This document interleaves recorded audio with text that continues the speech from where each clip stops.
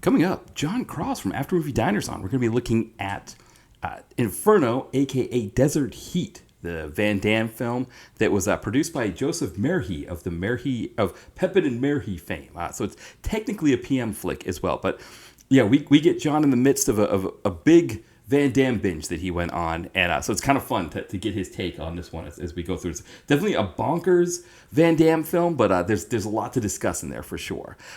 And then next week, Ty from Kopitz is on. We're going to do his monthly hit a little earlier in the month, but next week he's going to be on. We're going to be doing the Philippi Factory. So we're going to be looking at a movie with Cam Gigandet called Blowback, and a movie with Kellen Lutz called Do Justice. So the idea being that the Philippi Factory, these guys are kind of poor man's Ryan Phillippe. So so we'll kind of see how those movies do. Also, we're going to be talking Under Siege 2. For our spotlight on a fight, we'll be looking at the end fight in Under Siege 2. So that'll be an interesting one. Well, I don't think we've done a Seagal fight yet in that series. Yeah, and then later this week, we'll be looking, DTVC Extra, we'll be looking at the Superman 3 and Supergirl. So we'll be continuing our look at the Superman films. And then 2 weeks after that, we will pick back up with Superman 4 and Superman Returns. So keep an eye out for those. And then in terms of the site, I think it's probably going to be Electric Boogaloo. I think I might stick with that, but we'll see. Between now and Saturday, if I happen to catch another movie, because you may have seen last week, right, that I planned on doing Electric Boogaloo then. Then I snuck in Terminal Force, right, the Fred Olen Ray film with Richard Harrison. What happened was I just had some free time and looked at Tubi, saw that was on there, and thought, hey, that would be a fun one to review. To slip, kind of been a while since I had done something that wasn't on the podcast. So we'll I may do that again. We'll see. We'll see what happens. But for right now, you can always look at that upcoming reviews watched list on Letterboxd, and right now it's saying Electric Boogaloo. So unless something changes between now and Saturday, always watch this space, and we'll see what happens there.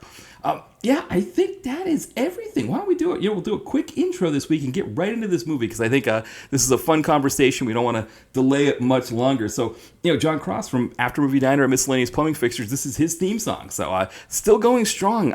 At this point, we're hitting 10 years since he wrote that for us. I think we're actually past the 10-year mark. I don't want to say the podcast has been on for 10 years because we had that big hiatus in the middle, right? So really the podcast more like reaching a 5-year anniversary with 2 years, the 2014 to 2015 that kind of preceded it in an early incarnation. But the song is 10 years old, right? That's coming up on that 10-year mark. So and I don't have any plans to change it. I really like it. So I think John joked one time. He's like, "You're still using that song?" And I was like, "Yes, I enjoy it." So anyway, we'll get our theme song that John did for us 10 years ago, and then when we come back, we will talk about Desert Heat, aka Inferno.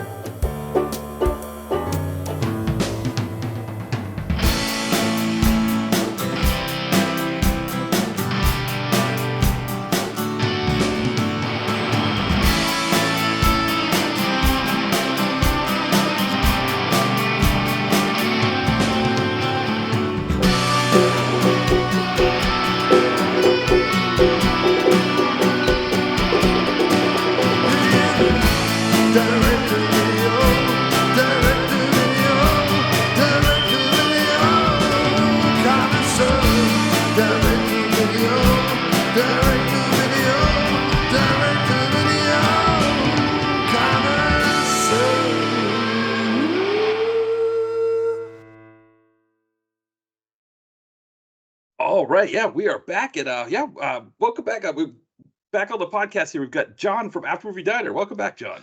Yes, hey Matt, we are swapping for this week. Yes. I am your co-host, but you have been an absolute legend and a necessity this year, because although I haven't rolled out that many episodes, whenever I've wanted or needed to do an episode, even at a moment's notice, like Iron Man in a moxie cap, you swoop in and save the day. Yes.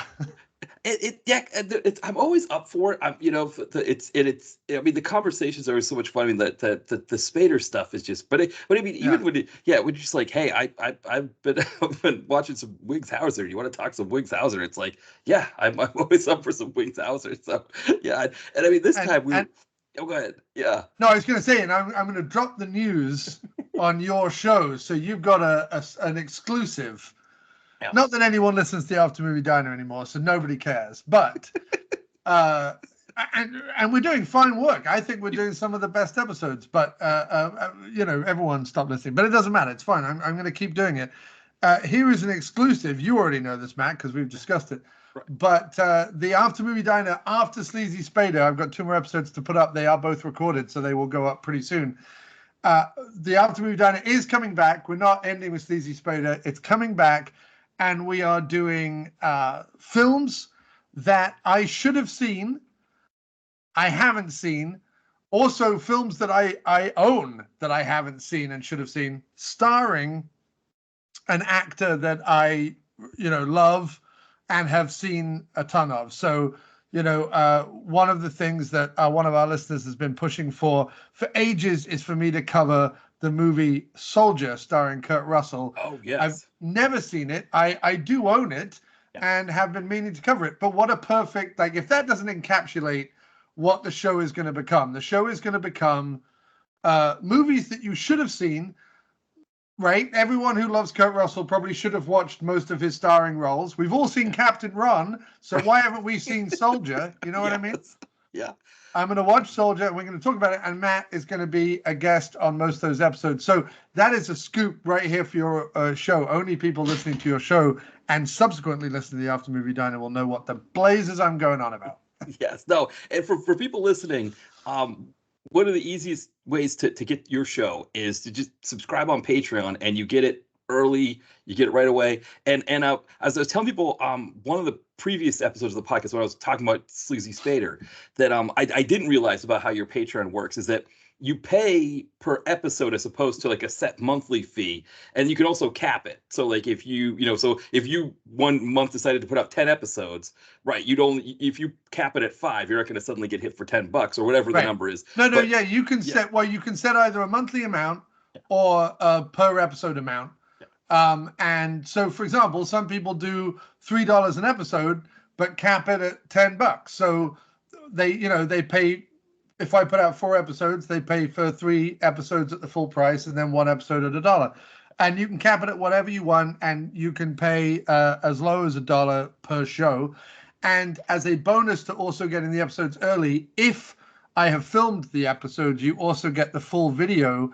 And in the last video we did, I dropped in something that you can't find anywhere else that I filmed and edited in to the live video that is exclusive. I'm not even going to give it away, Matt. People have to go to Patreon and buy it and watch videos. But I will occasionally do exclusives and things like that you can only get by subscribing on Patreon. So thank you for letting me pimp my Patreon, Matt. Thank you. Yes, no, I definitely, I think for people, it's a great idea. I mean, I don't, with our site, I'm not really sure. I've talked about what would a Patreon look for, direct to video connoisseur and how it would work. But in your case, it's there, it exists, and I think it's a great way. I think it's just for people, you just get the episode right away, you get it sooner, and like you were mentioning, like the different tiers, you get different things for the higher tiers. I've sent people T-shirts, I've sent people mugs, I've done shout outs to people on the show. I think I even recorded I think I have a level where I will record a custom song about you or anything that you ask me to do. And I think I've even done one of those in the past. So I do try and fulfill my gifts. I think I say that to get a T-shirt, you have to be a subscriber for like 3 months. Yeah. And then I'll send you the T-shirt so that essentially, then it's covering the cost I have to pay for the T-shirt. You know what I mean? Right, exactly. So I know, you can't just pay $7 and then go give me a T-shirt, Spotty. That's not how it works. Right. Yeah, exactly. That makes sense for sure. Now with this episode, because we chat back and forth about what we're watching and that kind of thing, and you mentioned that you had seen this movie. The movie we're going to be talking about is Inferno / Desert Heat / Stroke Coyote Man, I think was the original title for it. Yes. So it's bonkers. Jean-Claude Van Damme, kind of his early forays into the direct-to-video world.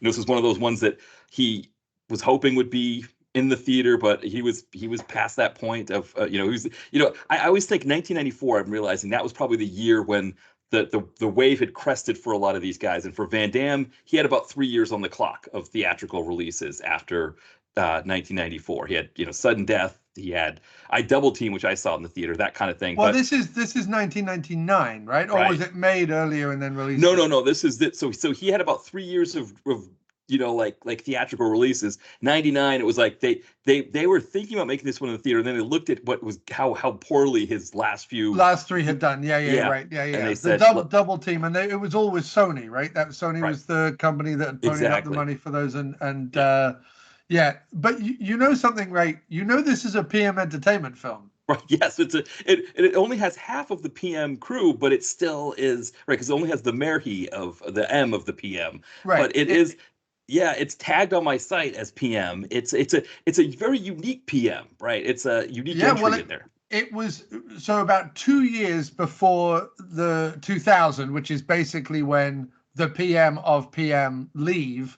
And although PM continues to put movies out, it's sort of under a slightly different banner. But they still have a invested interest in it and stuff. The PM thought they'd come to the end of their Wings Hauser, C. Thomas Howell, Jeff Fahey run, and they'd done really well for themselves. And they thought, well, it's now either time to become the mainstream, or hang up our Spurs for good. And so they courted John Avildsen, the director, Jean-Claude Van Damme, the star.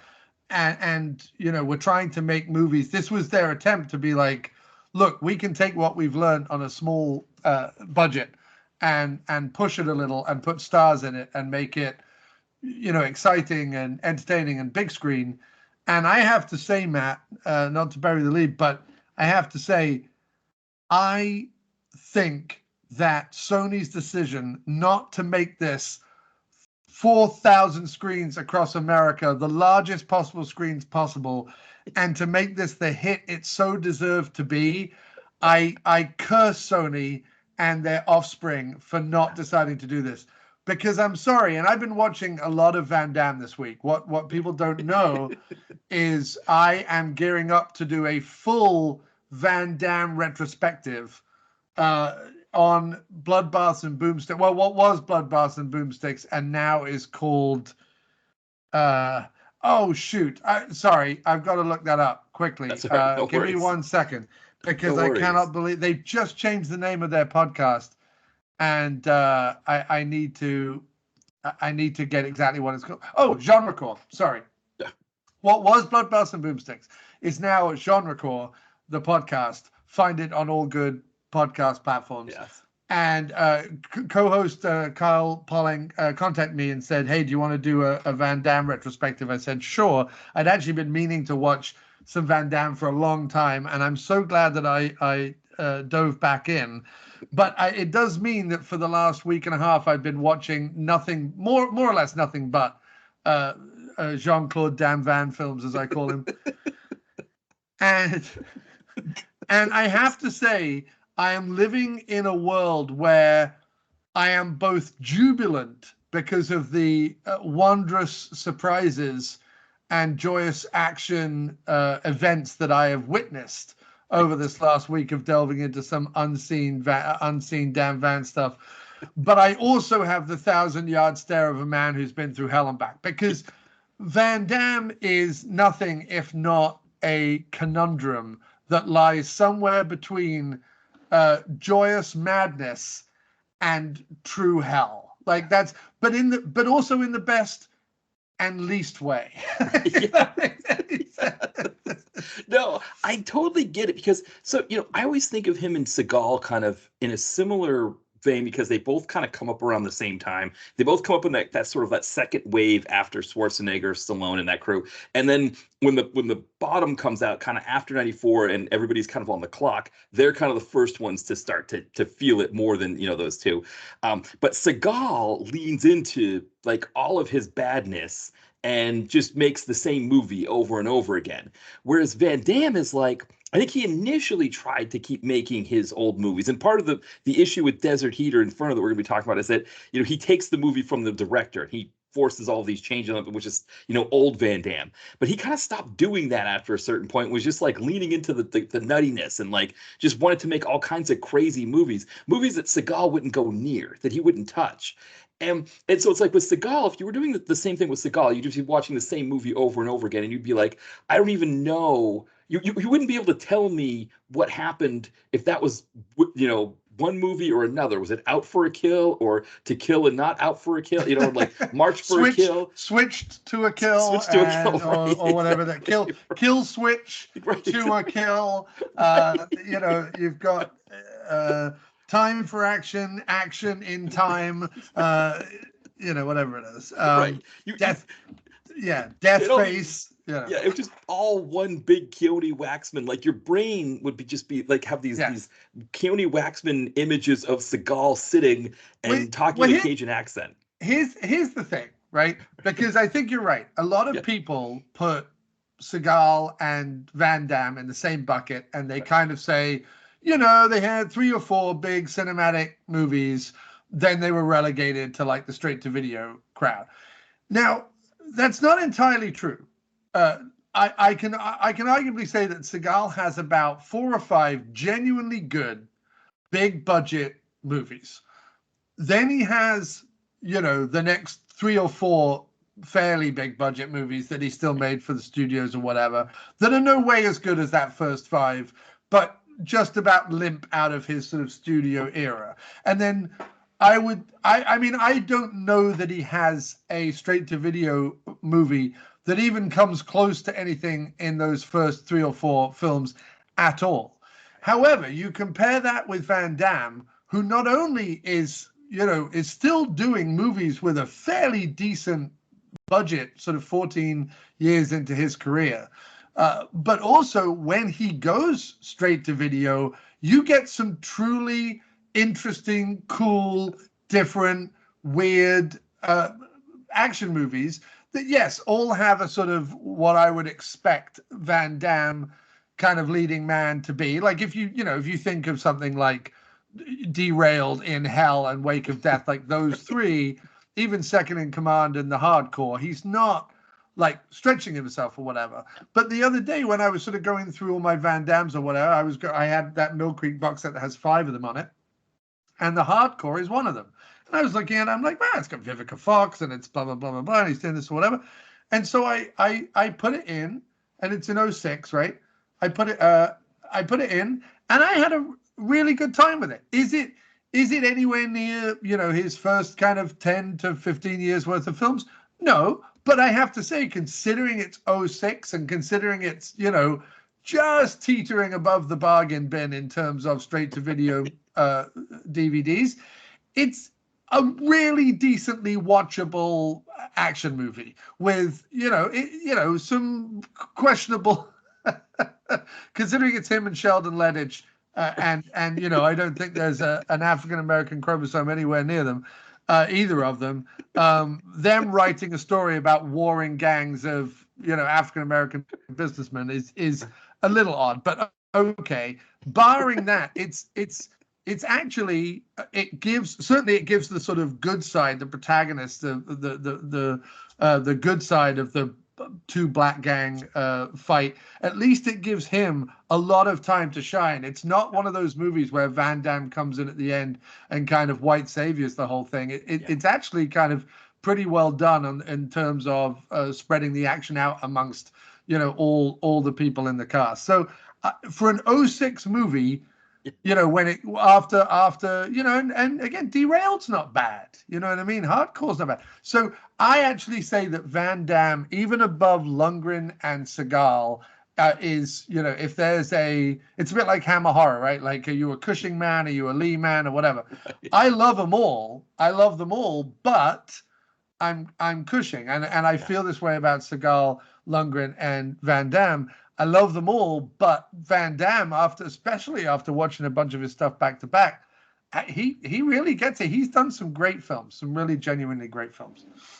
Yeah. I mean, the interesting thing about Lundgren, and because I'm kind of with you on the Hammer piece, where I like Lee better than Cushing, but I like Cushing's Hammer better than Lee's Hammer, if that makes sense. I don't know if that. No, that makes sense. No, I understand. Like Lee's whole body of work you prefer, but Cushing. I just like him better. I like Lee better, I guess, than Cushing. But I like Cushing's Hammer better than, I guess. Yeah, I don't. Well, because Cushing and Hammer, he's just always doing 75 things at once, and you cannot help but be amazed by how dexterous and verbal he is. Whereas Lee tends to play a lot of monsters or a lot of aristocracy, so he either just groans his way through the films, hisses his way, or just says one or two lines like, go get the marmalade, Marjorie, or whatever, go get the pepper, wench, or whatever it is. He just sort of barks things like that. You know what I mean? It's really only stuff like to the Devil a Daughter and stuff like that where he gets to have a bit more. But I love his Mycroft Holmes in their Hound of the Baskervilles. I still say that's one of the best. Not Mycroft Holmes. What am I saying? Sorry. He plays Sir Charles Baskerville, doesn't he? He plays one of the Baskervilles. Sorry, Mycroft Holmes. He played in which I've forgotten, but he is Mycroft Holmes in something. Anyway, do carry on. I digress. But like with Lundgren, what's interesting about Lundgren is like you said with Van Damme. I feel like with Van Damme, when like you're talking about with these, there's like a floor to his direct-to-video stuff, and I think part of it was because he was working with people like Sheldon Lettich, Ringo Lamb, names like that had a floor as well. Where Lundgren wasn't getting those roles, and so in the late 2000s he starts directing his own stuff, and I think that stuff you start getting like Command Performance, things like that are a little bit better quality. But that's the one thing I think that helps Van Damme. It also above Seagal. I mean, Seagal was just Seagal. He's just but Van Damme still chose to work with names that had quality stuff to them, and then like you said, he stretched himself. I mean, he works with Ringo Lamb, and he likes to play two of himself in a movie anyway. But he loves that. He loves that. He's the Eddie Murphy of the B movie action world. Exactly. Yes. Yeah. And so, except that he doesn't do different accents, doesn't wear different makeup, at no point tries to make either of them look different at all. Sorry, keep interrupting you. Carry on. No, exactly. No, I mean it's a fascinating thing because, like you said, that 2000s period, there just isn't a lot of good stuff, but his stuff is pretty decent. And then 2010 he does JCVD, which was just absurd how good that was. And he's doing like these the Universal Soldier ones, but then he also has that movie The Eagle Path that just never got made because I think he was a perfectionist on it and he just kept was pushing it. But even like with The Expendables, where he told Stallone he didn't like the part Stallone had for him in the first one. So Stallone's like, well, you want to be in the next one, you got to be the bad guy. And Van Damme's like, I'll be the bad guy and I'll steal your movie. I'm just gonna win as the baddie. And so I think that's the interesting thing about Van Damme is that, and even now that he's older, it's like he's playing older characters and he's okay playing older characters. Whereas Seagal's got to have like his face, everything just like completely blacked out with like, he doesn't want any gray to show or anything like that. So yeah, the whole thing has just been really interesting. And like you said, he is a fascinating one that when you dig in deep with him, you start with the 80s stuff where he's got these small parts where he's stealing movies like No Retreat, No Surrender, to the big budget things, to these, early, these mid 2000s DTV ones that don't really have any business being as decent as they are. It is a fascinating thing to kind of go through that progression. Yeah, no, completely. And I think there's a lot to be said for Van Damme, against someone like a Seagal. For example, Van Damme cut his teeth in the film business in every possible way that he could. He wasn't against taking tiny roles. He wasn't against playing an extra. He wasn't against working on crews and working as assistants and everything else. He really cut his teeth in the business. So, and regardless of what anyone says and whoever comes out to attack him, he did legitimately fight bouts in Belgium and win as a kickboxer, which is something that Seagal has never, ever, ever done, ever. Never fought a bout in his life. He was the first Caucasian to own a dojo in Japan. That's about it.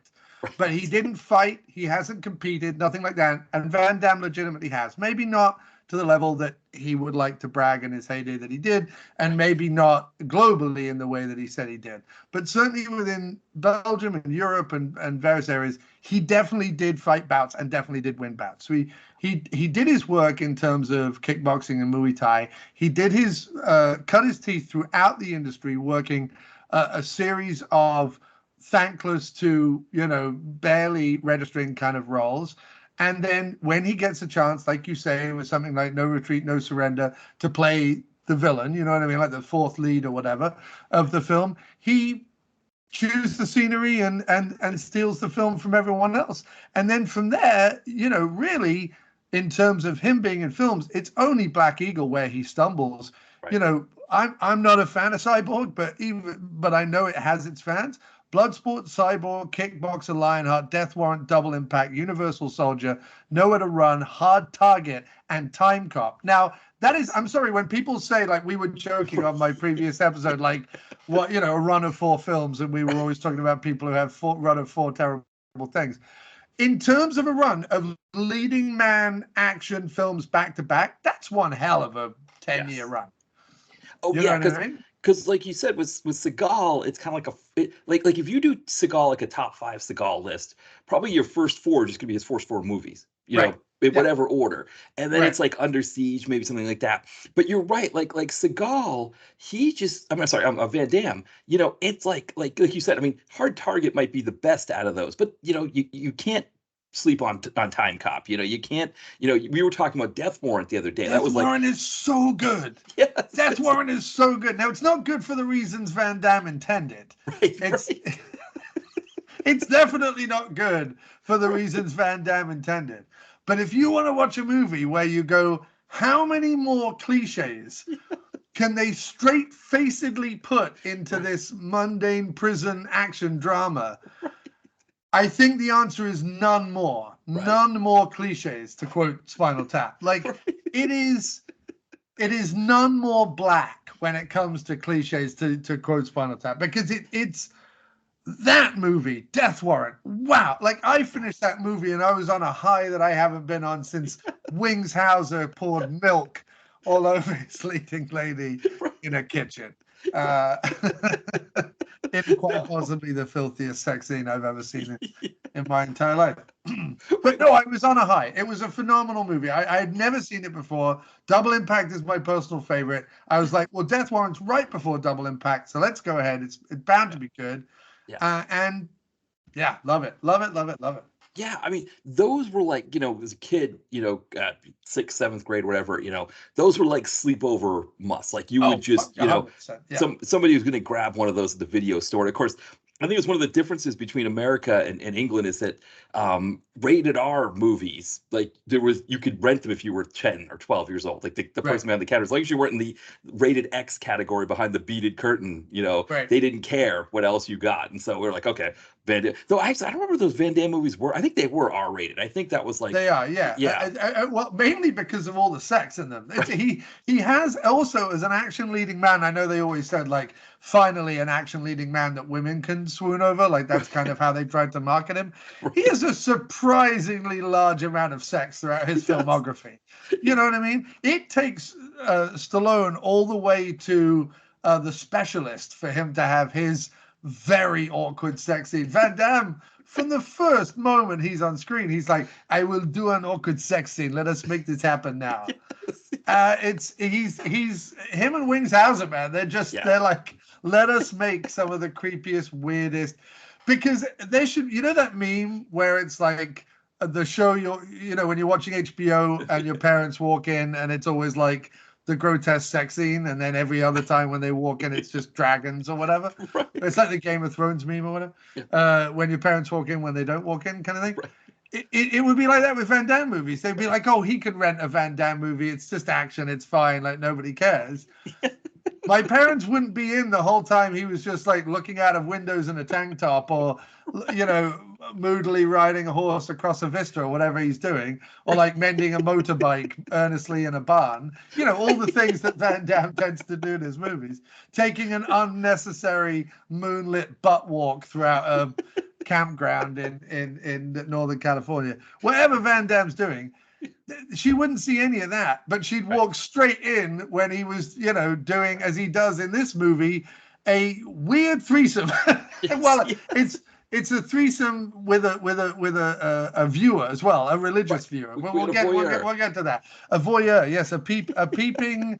A peeping Jane, I suppose. If it's a peeping Tom for a man, it's a peeping Jane, I guess. Right, exactly. Or a peeping Karen, maybe, but using the parlance of our times. Yes, exactly. Well, yeah.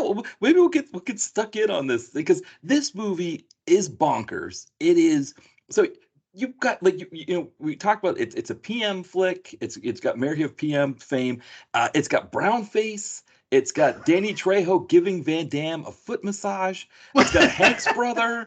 I mean, it's beyond. It's got Lenny, or it's got Dr. Giggles. It's got the villain from Darkman. It's got David Shark Freilich. So I mean, for those PM fans out there, if you're wondering if there's any PM mainstays, David Shark Freilich is probably the closest we got. But I think he's been killed a few times by Jeff Fahey or C. Thomas Howell. I mean, this has literally every 90s character actor in it that was just lying around the studio at the time. I mean, come on now. Yeah. From Pat Morita, Danny Trejo, Larry Drake, Vincent Schiavelli, who's in every movie in this period, David Shark Freilich, Silas Weir Mitchell, who again just is in everything, Ford Rainey, Kevin West. I mean, these names don't mean much to anyone, but like when you watch the film, you're like, oh wait, it's that guy. Oh, but it's that guy. Oh, it's in the every Bill Irwin. Bill Irwin, right? He's like doddering around in like red one-piece pajamas because those still existed in 1990. Yeah, I mean, what is going on? Yeah. No, this movie is this. I mean, this movie. First of all, I love sudden death. I love Double Impact. I love a bit of Time Cop. Hard Target. Hard Target. I have a controversial opinion on, but I do like it. But I tell you what, Inferno, Desert Heat. It's in my top three, and I tell you this. Top three. You got it that high. No. So you know how you always play the debate in your mind between Night, Dawn, and Day of the Dead. You kind of go, well, Night of the Living Dead, that's the classic. Like, that's the one. Right. Without that one, none of the others exist. So it's got to be that. And then you go, yeah, but like Dawn's so much more fun, and there's like Tom Savini effects and blah, blah, blah, blah, blah. You go, oh, I love Dawn's like a big comic book and blah, blah, blah, blah, blah. And then you go, right, but Day is like this doom-laden character study and whatever, and it's got the best gross out effects of any horror film made ever. It's Tom Savini at the top of his game. You've got Joe Pilato as Rhodes, fucking, I'm running this monkey farm. You've got, like, sometimes it's Day. Well, I have to say, between Sudden Death, Double Impact, and Inferno could be top any particular day because it's got that much potential to me. I don't know if I put it that high, but I get why you would put it that high, if that makes sense. I get it with this movie. I mean, this movie is such a fascinating thing because, again, this is Van Damme in a place where he's not even sure if this movie's going to be released. Like, there's a sense that this could be released theatrically. He's not sure. It's directed by the guy who directs the Karate Kid and Rocky V and the first Rocky, John Avildsen. So it's got like names and everything attached to it. And he's playing this character that the original version of this movie was supposed to be the Danny Trejo was supposed to be like a spirit that like guides Van Damme. And then they're like, well, no, we're just going to have him be Danny Trejo. And it's like, okay, that's fine too. And well, we're going to make him be Native American Danny Trejo. Yes, right. So technically, and I don't look. This is a movie from when it's a movie from 1999. And while you go, well, wait a minute, was it acceptable to do brownface in 1999? You have to go, sadly, yes, it was. It just is what it is. Look, am I happy about it having brownface in it? No, not in the slightest. Am I happy about Danny Trejo playing technically Redface in it. No, I'm not. But at the same time, am I going to get upset about it when the rest of the movie is this good? No, I'm not going to get upset about it, people. Because can we just give it all a break and just enjoy shit again? Well, because the brown face thing, so it's Vincent Chiavelli is playing an Indian, Right. an Indian meaning like somebody from India, Yes. a Mr. Singh, and I missed it the first time I saw it. I completely missed that he was supposed to be of Indian descent. Well, You know, because he's not, when we say brown face, he's not like dark brown with a little red Right. spot in his forehead. And he's not, Right. he's not doing Apu from The Right, Simpsons. right, exactly. He's not at all. Yeah. It's Vincent Chiavelli, slightly tanned, kind of occasionally putting on a slight accent, very slight. Like that's it, really. Right. You know what I mean? It's almost like the sense that I would get of this movie with the Vincent Chiavelli part was it was like, oh, we can get Vincent Chiavelli, and instead of saying, hey, if we've got Vincent Chiavelli, why don't we just rewrite the character and have him not be Indian and have him just be Italian and do it that way? And they decided not to do that, and it's like, why you decided not to do that? But and I mean the part is so small too. He's like barely in the movie. It's completely bizarre that they chose to, because first of all, like you say, he's hardly in the movie. Secondly, there's no reason for him to be in the movie, right at all, plot wise or anything. And then thirdly, zero reason for him to be Indian. Absolutely zero reason whatsoever. And also, look, I get why the Native American thing plays a little better, but Danny Trejo could have just been from South America and or Mexico and just been a Mexican spirit. Like he didn't need to be a Native American spirit. You know what I mean? And look, I'm not splitting hair when it comes to races and stuff. Like if Native Americans are genuinely offended by Danny Trejo in the role, I will take their lead. If any Indian actor on the planet has even seen this movie, I'd be surprised. But if they have seen it, are they offended by Vincent Chiavelli being in one scene? Right. Especially considering he gets his hero moment. In fact, all these character actors that I'm fucking adoring in this movie all get a hero moment. Like it's amazing. Oh, name I completely forgot to mention is Gregory Scott Cummins from Action USA and The Underground. Yes. He gets a small part in this. He does. He and the character playing his brother, they are holding Bill Irwin hostage and essentially doing coke on a counter and like bilking money out of his shop that he is selling weapons out of his shop, and then they have to give some of their money to David Shark Freilich and Larry Drake, who are like running some kind of like extortion campaign in the town. So it's like they're extorting Bill Irwin and holding him hostage while they're getting extorted, while they're also doing cocaine. And then Van Damme just shows up and it's like, I'm killing you both. That's it. You're both done. You hold a kindly old man in his red pajamas hostage and do a bunch of cocaine. I am Van Damme. You are now going to die in my film. No, this is an utter delight. Let's start breaking it down. Let's start from the beginning. The beginning is pure, like, this is Van Damme going, Seagal, I see your mystical nonsense and I raise you Coyote Man. Like that's literally because he's seen Seagal do like On Deadly Ground and do his like I'm a Native American saving the whatever, because he did it first. If there's racism to be done, Seagal did it first. Oh, Seagal has done every single bit of racism and white knighting and white he's checked all the boxes that he possibly can. He's spoken with Ebonics. If you've ever watched his horrible TV show Lawman, which I would strongly recommend because it is a laugh. I think it's on Tubi. I think it's still on Tubi. Oh, it's a laugh a minute. Yes. It really is. And the fact that show got closed down because Seagal used an armored tank to break up a supposed cockfighting ring. That's it's like, Seagal, how did your show end? Well, I used an armored tank to bring down a guy who was doing cockfights, Johnny. What? And that's how it ended? Anyway. He does all the accents. So if he's arresting a Mexican guy, he starts saying like Ese and Jose, whatever. Right. And then if he's arresting a black guy, he's like, "What's up, my brother?" And I'm like, "Stop, just stop." One quick thing I gotta say about that about True Justice too is that the line producer of that show, Benjamin Sachs, he was on another podcast. I Must Break This Podcast, because he'd done some Dolph Lundgren movies, so they were talking to him about that. Apparently, Seagal wrote the character Elijah Kane. He invented the character, and he reads. He has to do all of his lines through cue cards. He doesn't memorize lines, and he sees the name Elijah Kane on the cue cards, and he's like, Yeah. "Who the fuck is Elijah Kane?" And they're like, "You're Elijah Kane." What? Who the fuck names my character Elijah Kane? I would never name my character Elijah. Like, no, you wrote the character. You named him Elijah. And he was like, he was insulted. He was mad. Why? You see, I'm in two minds, right? Because I know that he's an absolutely vile scumbag of the highest cunty order. He really is. I mean, he's an like in terms of whether it's Me Too, Time's Up, or Black Lives Matter, Seagal is on the wrong side of all of it. All of it. He's against Putin. Right. I mean, yes, hanging out with Putin and everything.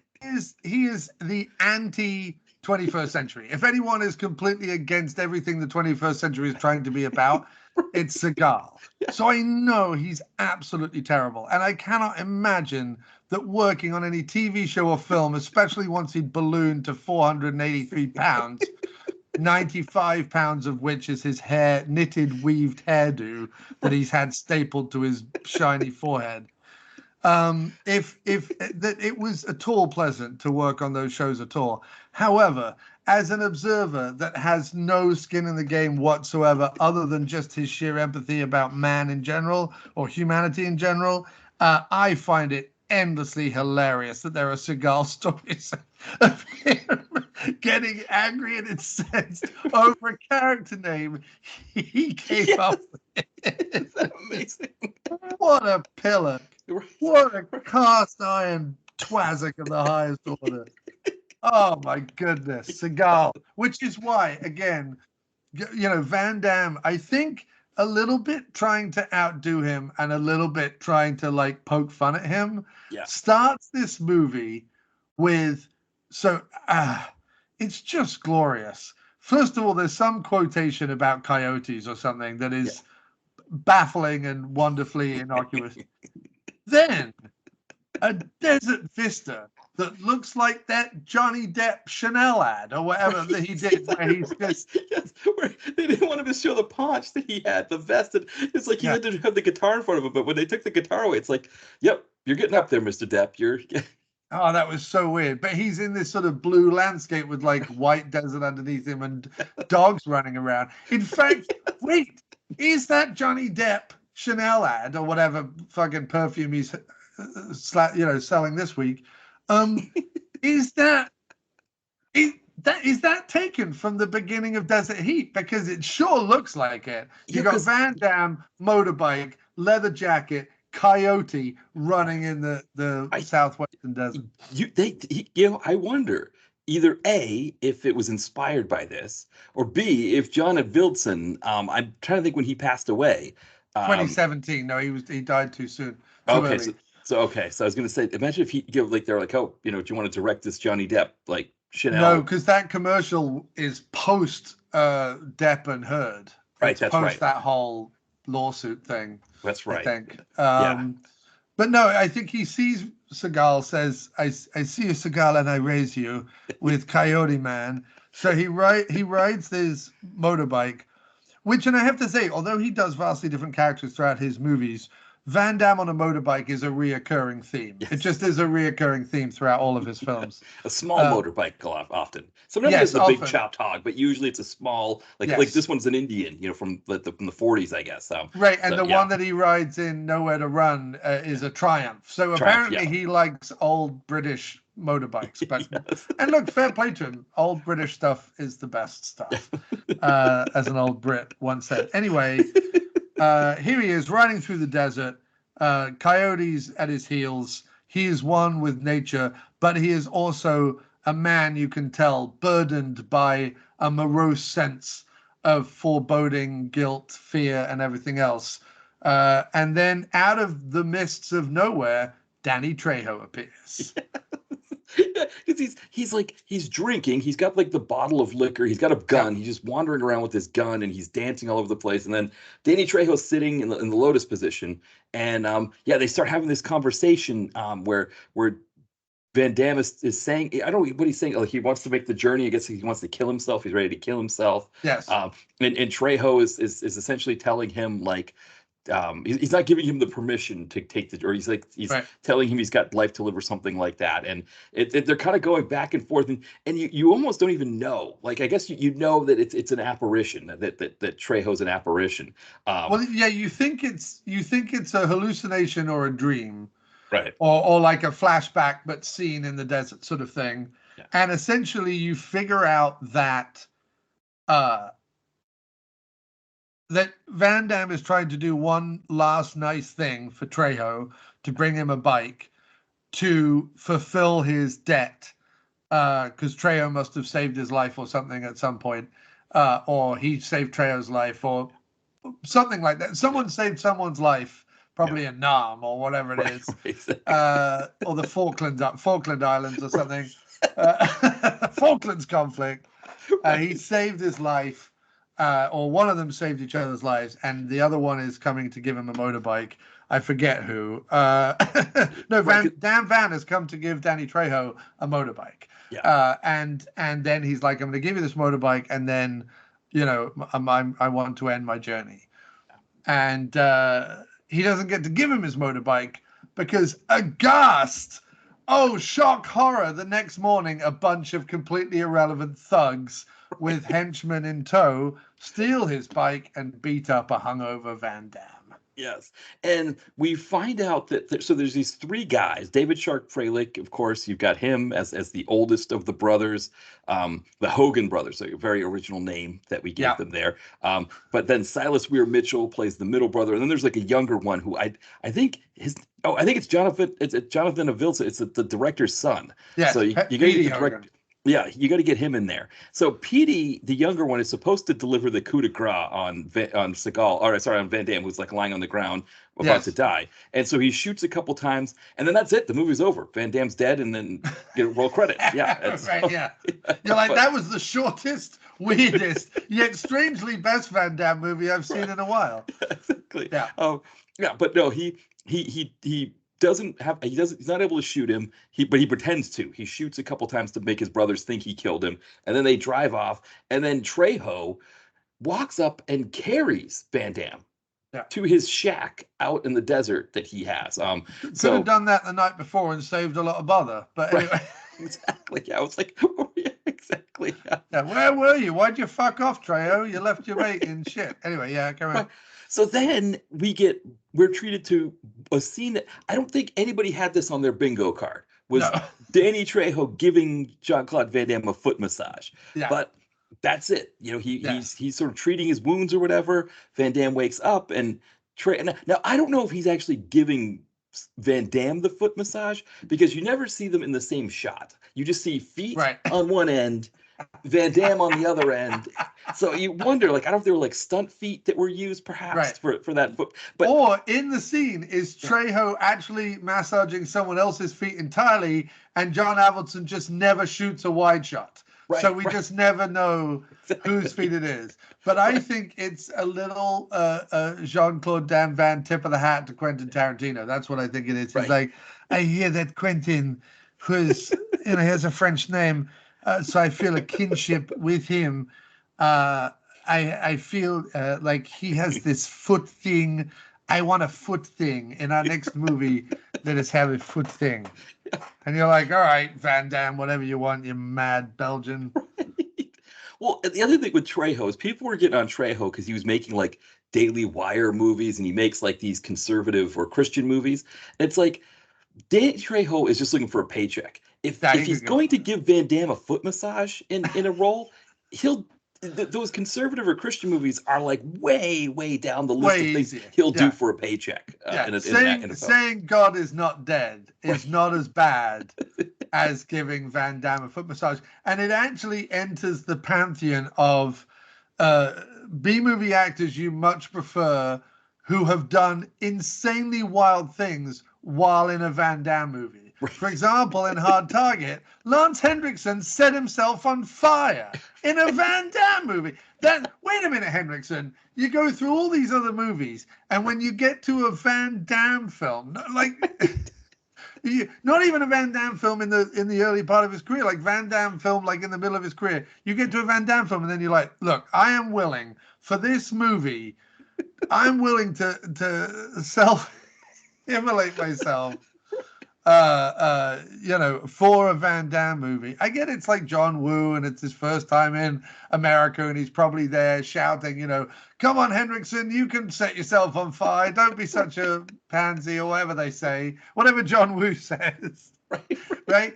And he gets Wilfred Brimley on a horse with a crossbow and a building explodes behind him.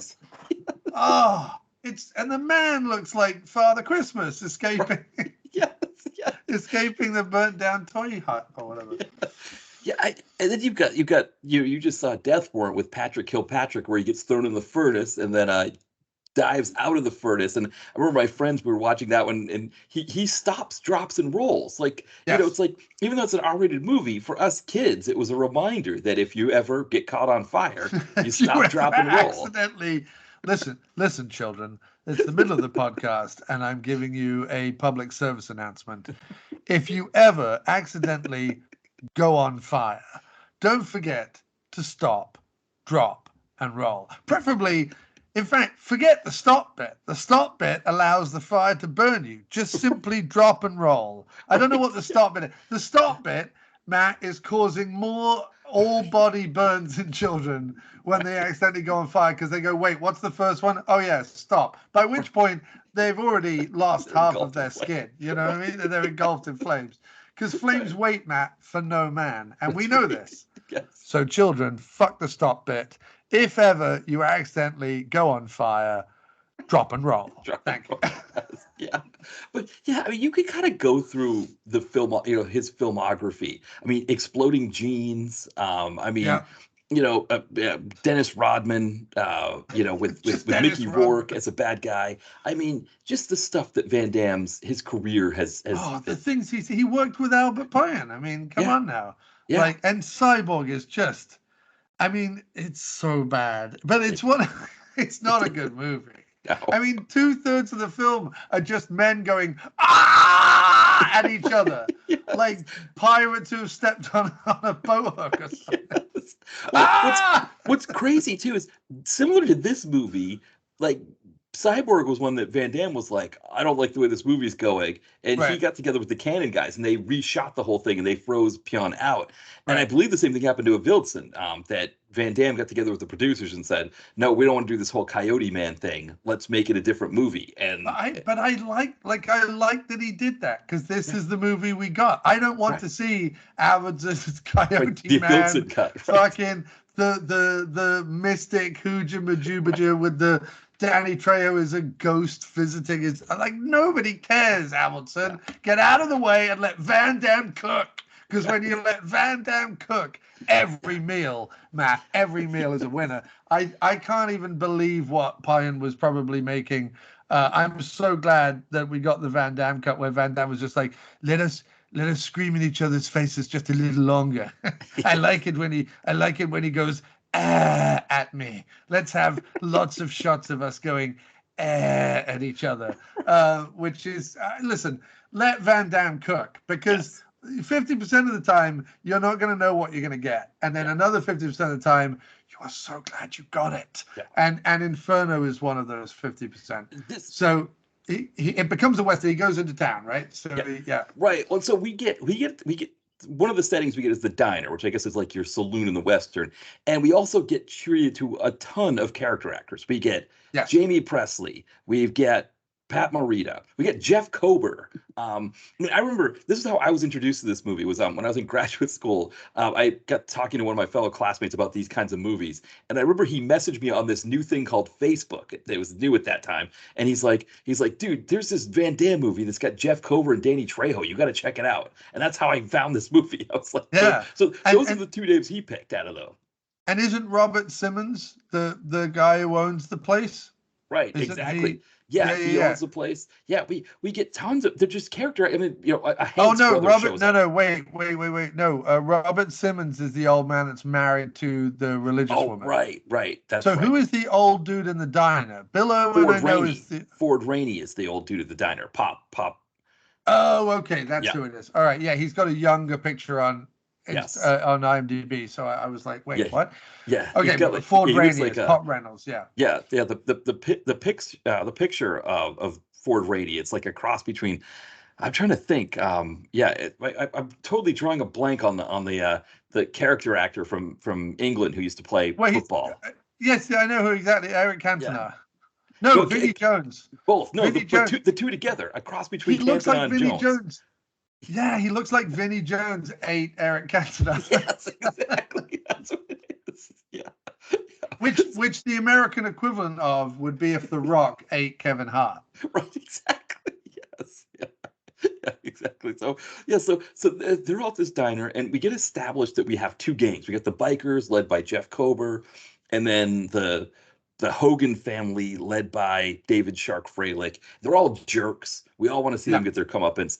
They act jerky, and then they leave. And then we get introduced to Gregory Scott Cummins and the general store where Yeah. Van Damme's Desert Eagle. We forgot that his Desert Eagle is also stolen by these guys. Yeah. They stole the Desert Eagle. They stole the bike. For whatever reason, they're selling the Desert Eagle at Gregory Scott Cummins's place. So Right. That's how Van Damme shows up there. Right. yeah, because they're doing coke, and he's like, I want my gun. But he's got like a straw hat. He's like, I want my gun back, or something. He's like, I want my gun, and they're like, well, you can't have your gun back. What do you think you're gonna, Then they attack him, and he just like I think he breaks one's neck and stabs the other with a knife or something. I can't, or they Yeah. attack him with Yeah. a knife, and he gets them. It's like, however it is, he dispatches them pretty quickly, and we think that's going to be the end of it until we hear Bill Irwin yelling from out back, and he's like chained to a recliner, in like red one-piece underwear. Well, he's sort of like the Bruce Dern character in Once Upon a Time in Hollywood. He's sort of like stuck in the back of this cabin in his underwear, being harassed by these lunatics.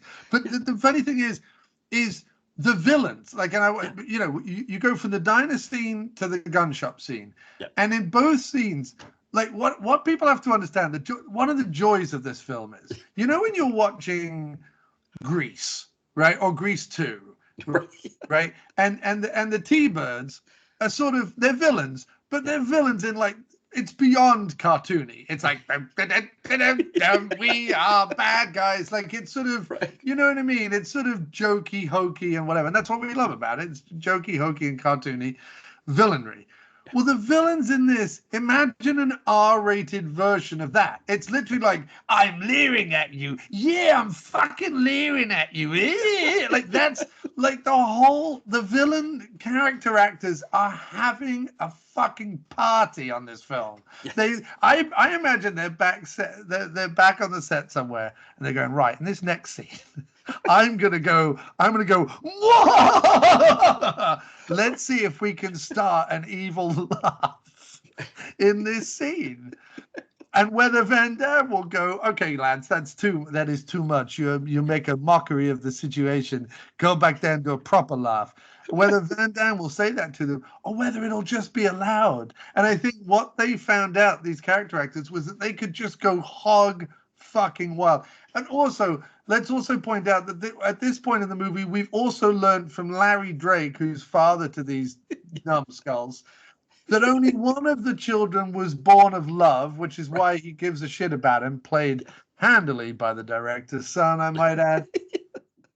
And that the other two were like the product of sleeping around, basically, or fucking whores or whatever.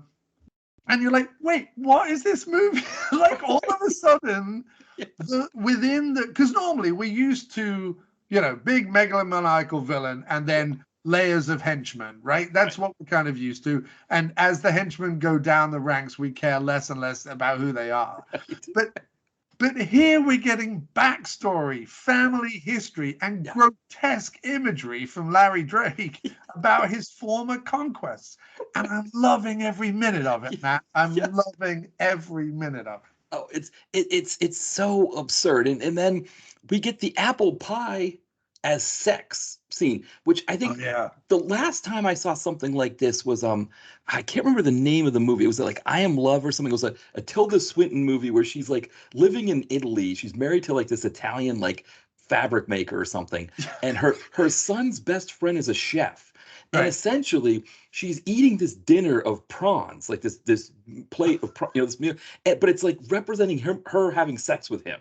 So she's Okay. like unctuously eating this like sex, like it's like the prawns, her eating the prawns and is supposed to be having sex with her son's best friend. That's Van Damme eating this woman's apple pie, who's like the daughter of we've heard about her the diner woman's famous apple pie, Right. and Which is she basically, by the way, everyone in town saying, have you yet partaken of the diner owner's daughter's vagina? That's basically what everyone is saying. Yeah. Her apple pie, it's the juiciest and tastiest I've ever had. And you're like, wink, wink. Right? Because that's what the other thing we have to point out is every woman, old, young, too old, weird, left, right, middle. Every woman in this movie, Matt, wants to drop her pearls for Jean-Claude Van Damme. Well, close. Every woman but Jamie Presley who wants to have sex with a Tom Hanks brother. But how wonderful! And it's so like the fact that this movie has like Frank Capra style heartwarming, because it's a bit like Bedford Falls in It's a Wonderful Life, where it's sort of, I do hope the young teen lovers get together at the end. You know what I mean? Because they've been so will they, won't they, the whole film, and I hope they get together in the end and everyone's happy. Well, the Jamie Presley and the bus driver, it's so Franz Capra. It's so wonderful. Exactly. Yeah. So we get Sorry, I said Franz Kafka. I meant Frank Capra, but you know what I mean. Yeah, for sure. So often confused, John. They are so often mistaken for the two people. When people say Kafka-esque, they ever say Capra-esque, I guess. I don't know if They do. They also say Dennis Franz-esque, but we won't go there. Yes, exactly. Yeah. I would say, Larry Drake is a little bit Franz-esque. It is. Yeah, although he's not wearing enough, cop badges, and he's not. Dennis Franz to me is at his best when he's playing a portly cop who's a bit ineffectual. Yes, you know what I mean? Yeah. Die Hard 2. I'm looking at you. Exactly. That's the best one. So now Rhonda is the name of the diner, or the daughter of the diner, and we get that scene probably goes on longer than it needs to, or it goes on not long enough. Right? You could go either way on that scene, because it is a long scene of him, and I don't even know, like the pie. It looks like he only had like 2 bites of the pie. He's been eating it for like 10 minutes, telling her how good the pie is, and she's like, "I'm glad you like my pie," and she's like, kind of, but then when you get to the end of the scene, there's a whole plate of pie left. Yeah, no. Ooh la la! Wait until you taste my minge. No, but which is basically what she's saying the whole scene. Right. Yeah. But it's Matt. This movie dances along a tightrope between spoof and almost comic enough. Right. Like it because there's two different things, right? There's something like a Lethal Weapon that is both action-packed but also comical, like genuinely funny. It by the second and third ones they're doing slapstick bits and everything. Like it's a full-on comedy at some points, but it's a serious action film. It's not a spoof of an action film. It's a serious action film. And then there are like full-blown spoofs of action films.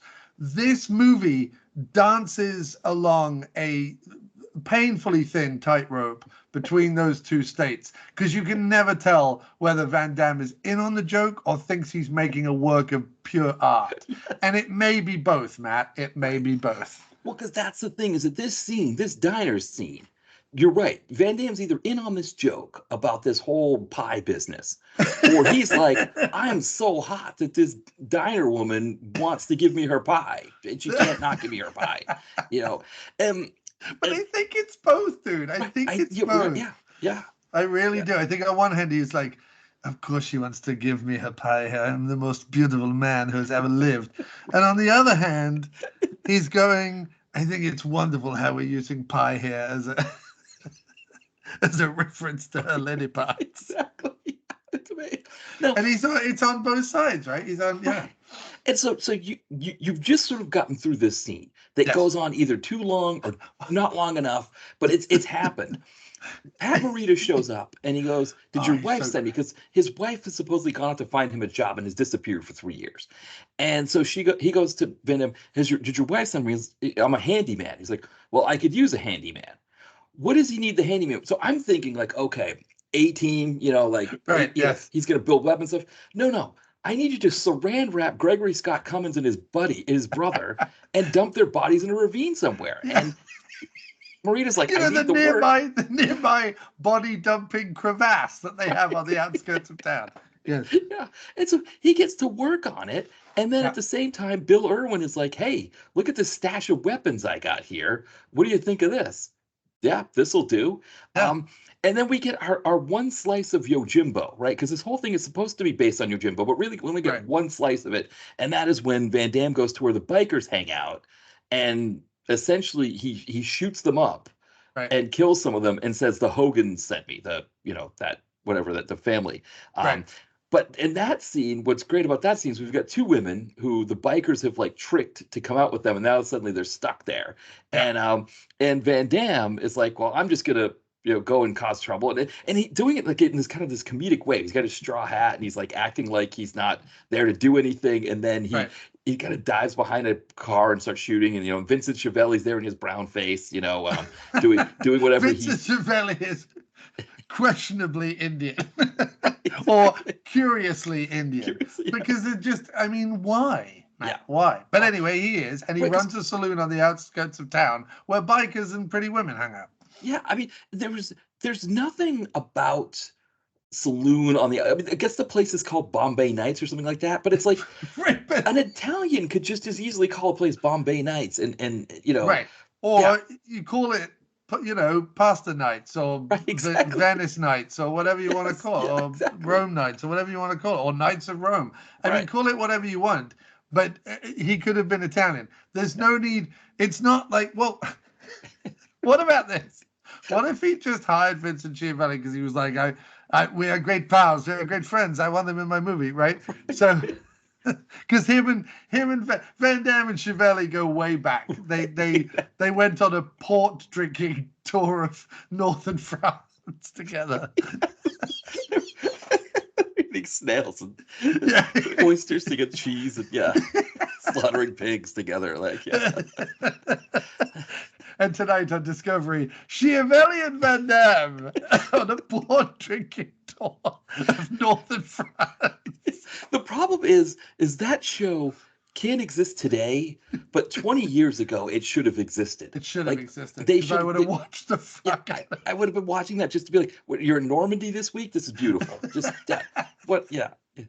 Dude, let us drink some port, eat cheeses, and then we will go into the barn and murder a pig. And Chiavelli is just like, "Sure. Wait, what?" Now Chiavelli and Van Damme in northern France. Come on now, who doesn't want to watch that show? God, That is absolutely amazing. If But I I had think the ability to go back in time, that's what I would want to do. That's what I would want to do. Show.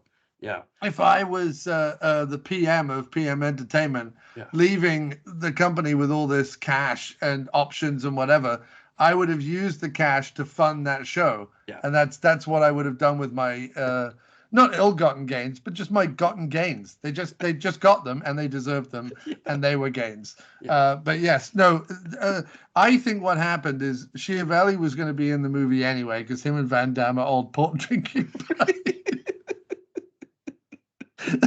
Who like a nice Gruyere between friends, and he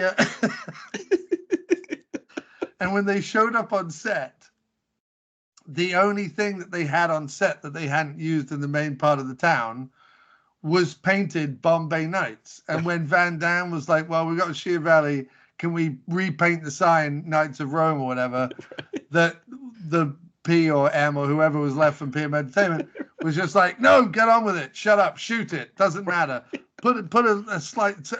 Get the costume woman over, the makeup woman over. Give him a slight tan, Is this right even in 1999? Isn't this a little brown face? No, let's just do it and shut up. Is how I imagine it went down. Yeah. She did it, and then she very properly stayed in the shadows to the point where you kind of can't tell. That's what I'm saying. Like, he just looks slightly shinier, is all I would say. Yeah, it's not so blatant. It's there, right? They did it. And they had no reason to do it. Oh, Matt, they did it. They did it. But you're right. It's not like you know. I remember watching. I think it was College or something. The Buster Keaton movie where he's supposed to be in college and I think he loses his tuition or something like that. So he's like trying to find a job. And most of the jobs he tries to do is kind of funny. Like he goes to play on the baseball team and it's showing them like doing all these fancy baseball moves and he's like all over the place. But one of them he gets into blackface and becomes a waiter, and it's like. That, you know, like, did you need to? Like, you couldn't have been a waiter without the blackface, but they thought the blackface was not in the 1930s. No, right, exactly. No. So it's like apparently not. It says it, but it makes a much more of a comment on the so-called halcyon days of Americana than you know, and that's why I have hope for the future, Matt, because we have progressed from 1930s, and you know, for the last 4 years, people haven't done blackface. I think people were like, it was like blackface, and then someone went, oh no, we shouldn't be doing blackface anymore. Even though all of us have known you shouldn't do blackface for decades, right? For decades, you know. But I'll say this: I will not ever throw Short Circuit 2 under the bus because of the outrageous Fisher Stevens of it all. Yeah. I can't. I love that movie. I love Short Circuit 2, and I will not lose it, Matt. No, you can't force me to because I own it on DVD. It's not like you can come round.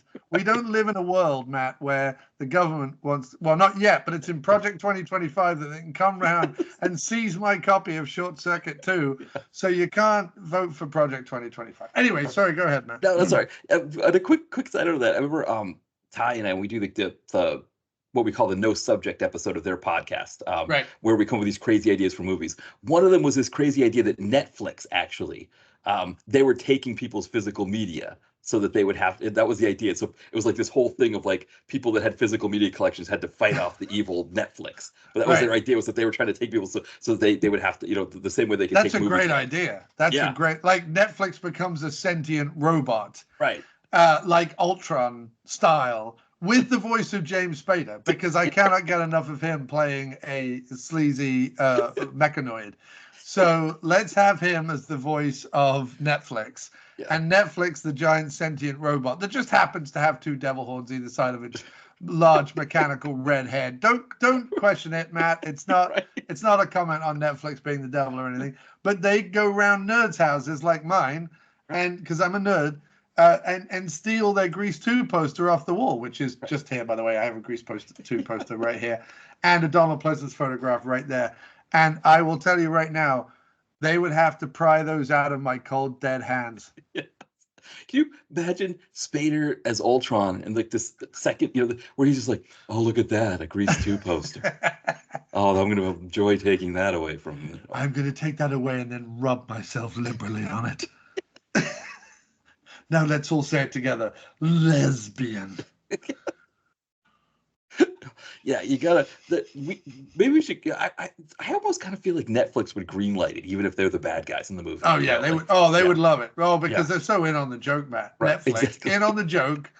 But no. So I reckon they got on set. Chiavelli. Yeah. Sorry, mate, you're playing an Indian. It says Sapphire Nights. We can't afford to paint it over. So just stand in the shadows and get on with it. Chiavelli does his bit. And then is it next? Oh no, he goes home with the two women next. Right. So the two women. So he shoots up the bikers, kills a few of them, and the two women who had essentially been kidnapped or trafficked, however you want to say it, they run over to him and say, "Please take us with you."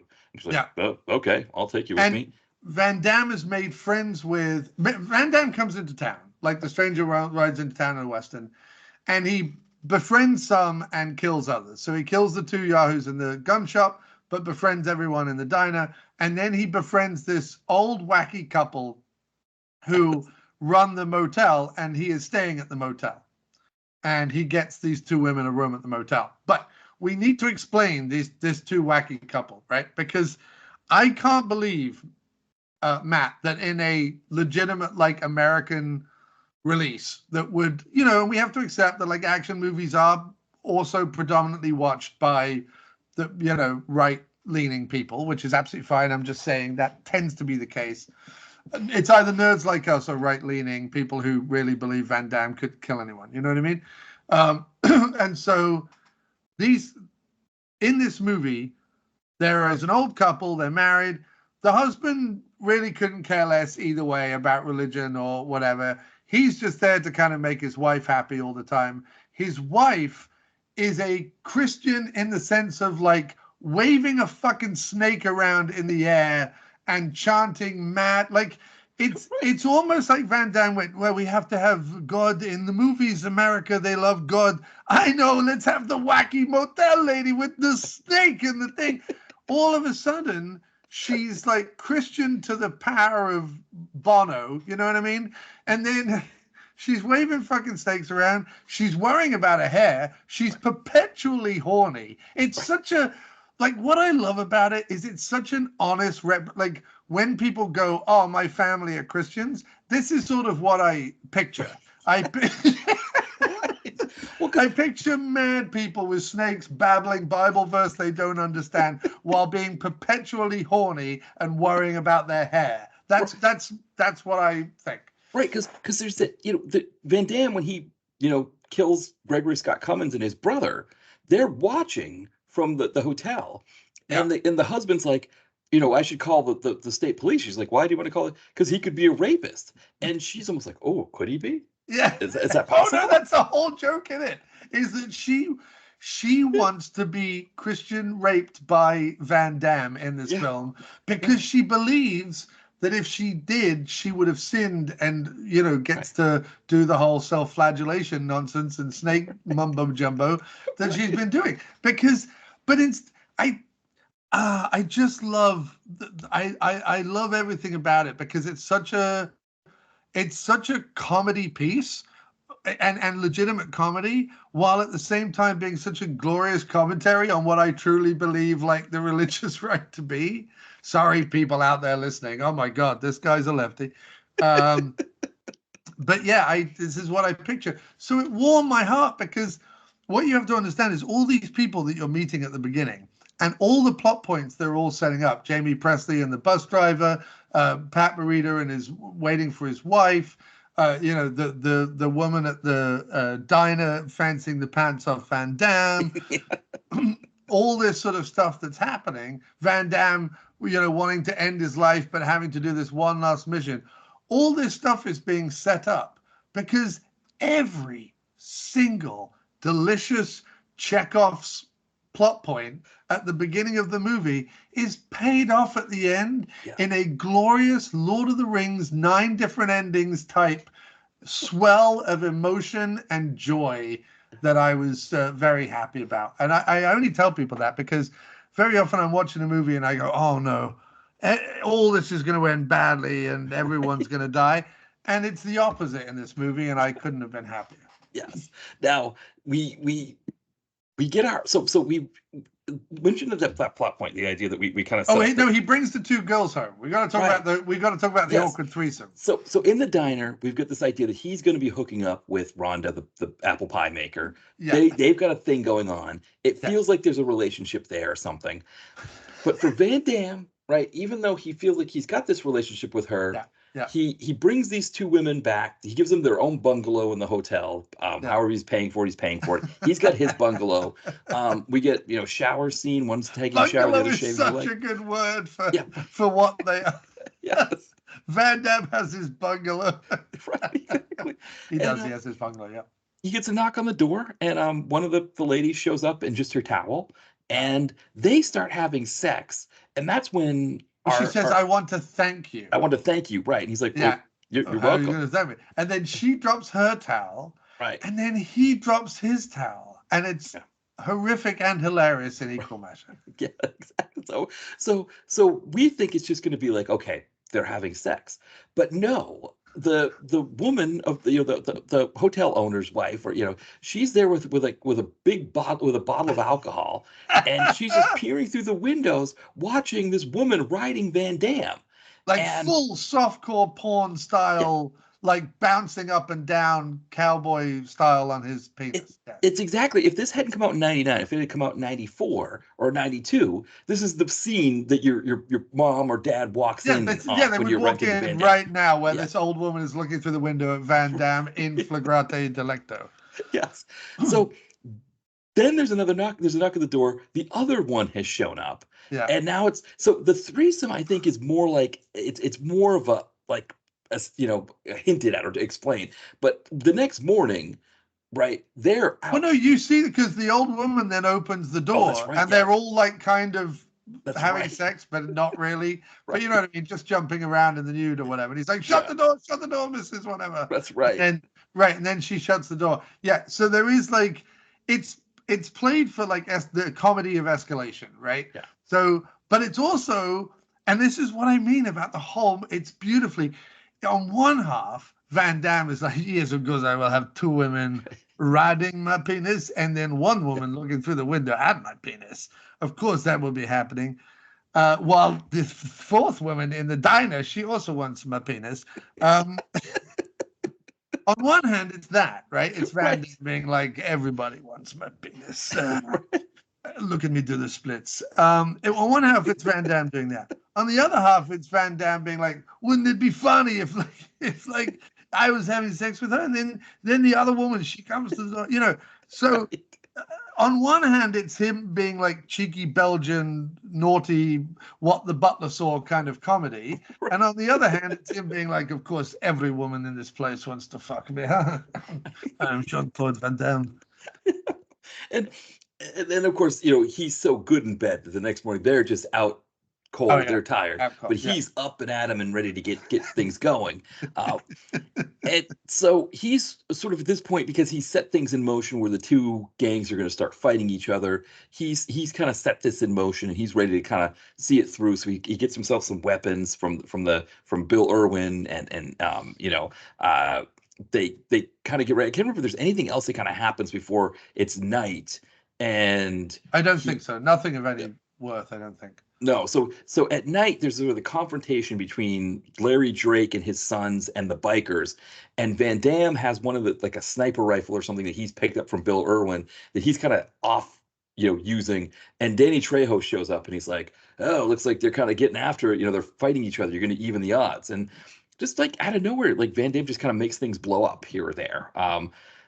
Well, no, that's a later scene. The first scene we see is the one where, and this is what really surprised me, Matt. Spoilers: Larry Drake gets shot. There's that sequence before the Trejo showing up, getting embroiled in the violence, and then what happens with him being hung and stuff.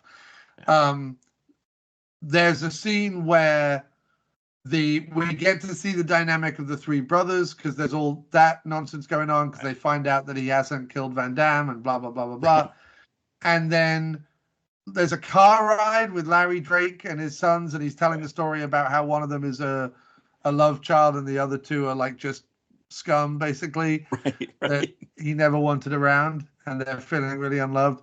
Then they get back to like their hideout, and they're attacked by the other gang. Then at the end of that first attack, because it only works for like that first attack, and then they talk it out, and they're like, wait, what guy? Right. Blah, blah, blah, blah, blah. So then that all happens. And so the gangs are no longer at each other's throats. So it really didn't like even too many odds, you know what I mean? It disposed of some of them, but not really. Yeah. Well, Larry Drake gets shot, which is what's surprising. Well, because essentially the movie says we're going to leave you with these three knuckleheads rather than Larry Drake, which you'd actually like to watch, Well, and also it's David Shark Freilich who kills him. He kills his dad, which is the other thing, because we were expecting probably this big end fight scene between, which I don't know what that end fight scene would look like, but it would have been a lot of fun to watch Van Damme like roundhouse kick Larry Drake, right? I would love to have seen that. Yes. But we don't get that, but that's what happens is that, Freilich, and then, Van Damme starts shooting the place up, and then Trejo is like, well, you're not going to get out of here if I don't help you. So he hops on the bike and starts riding around, and eventually they catch him and they go to hang him. But they don't do a good job hanging him. He falls down. And then what I don't understand is, okay, so he fell down, right? He's laying on the ground. He survived this thing. And instead of just being like, okay, I survived this thing, he starts mocking the guys up on the top of the gallows. So they Yeah. shoot him from there. And, Yes. Van Damme scoops him up and brings him back to the shack. The thing about that shack that's out in the desert that the Trejo has, there's no windows or no walls or anything. No. So yeah, it's like he's at the night in the desert, it must be freezing in there. Right. Yeah. But the wind blowing through the cotton tarp on the windows or whatever, while Van Damme gets a foot massage, says to Van Damme, mystical. Like that's like when someone says to Van Damme, what is mystical? He says, well, joss sticks and a lot of wind blowing around the place, right? So let's get joss sticks and lots of wind blowing around the place. So that's sort of like where Van Damme's head is at. And I sort of appreciate it because it's not so lowest common denominator that it's just like poo-poo wee-wee jokes. Yeah. But it's not so highbrow that, only Oxbridge educated, little Lord Fauntleroys would understand it. It's squarely in the middle where I can get with it. It's like just funny enough that you kind of go, oh, that's cute. You know what I mean? Yeah. So I love it. Yeah. Yeah. Now is when Trejo passes in his shack and Rhonda, he sings the song. Up. What's the song they sing?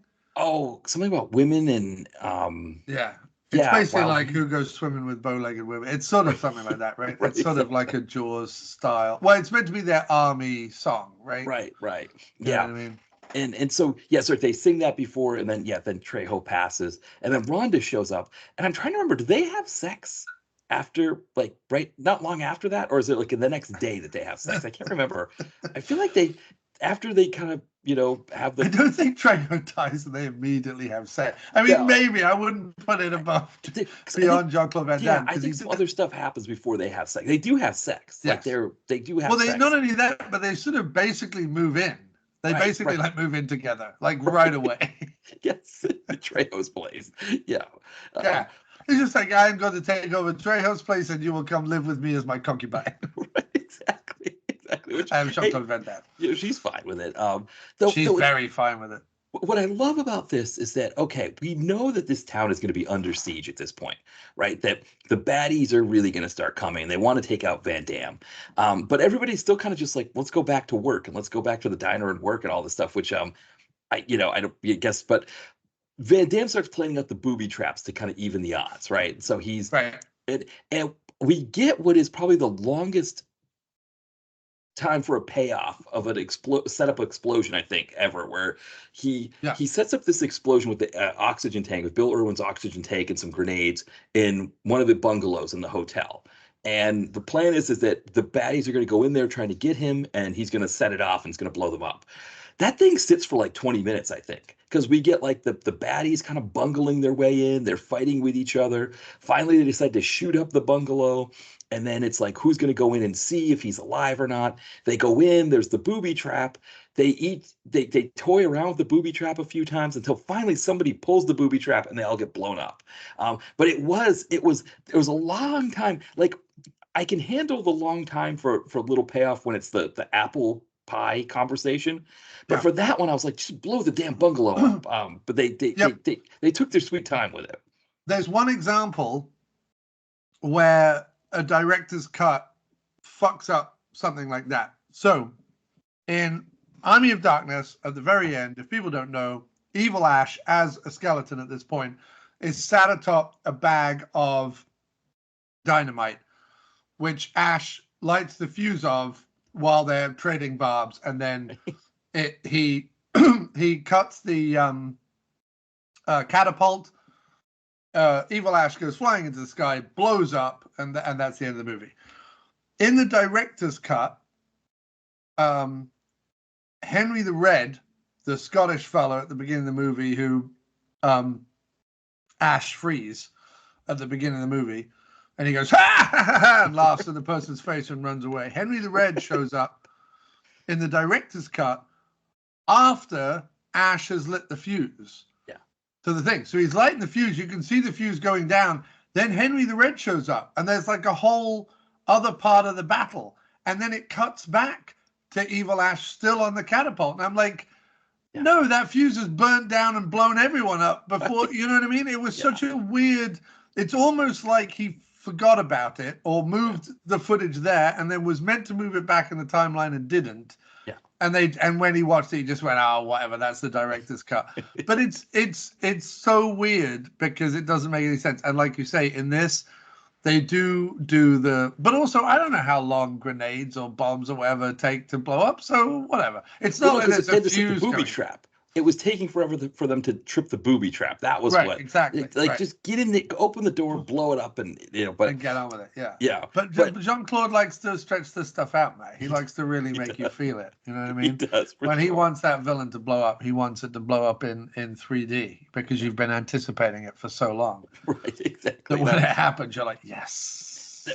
So when he does blow it up, right? This is like you were talking about, where the town starts to get involved. Now they're kind of playing a part in, getting these baddies out of here. I think they start kind of shooting at things. It's the Blazing Saddles ending, where suddenly like the whole town is in on it, and we're going to defend our little Rust Belt, or not Rust Belt. What am I saying? Desert? What?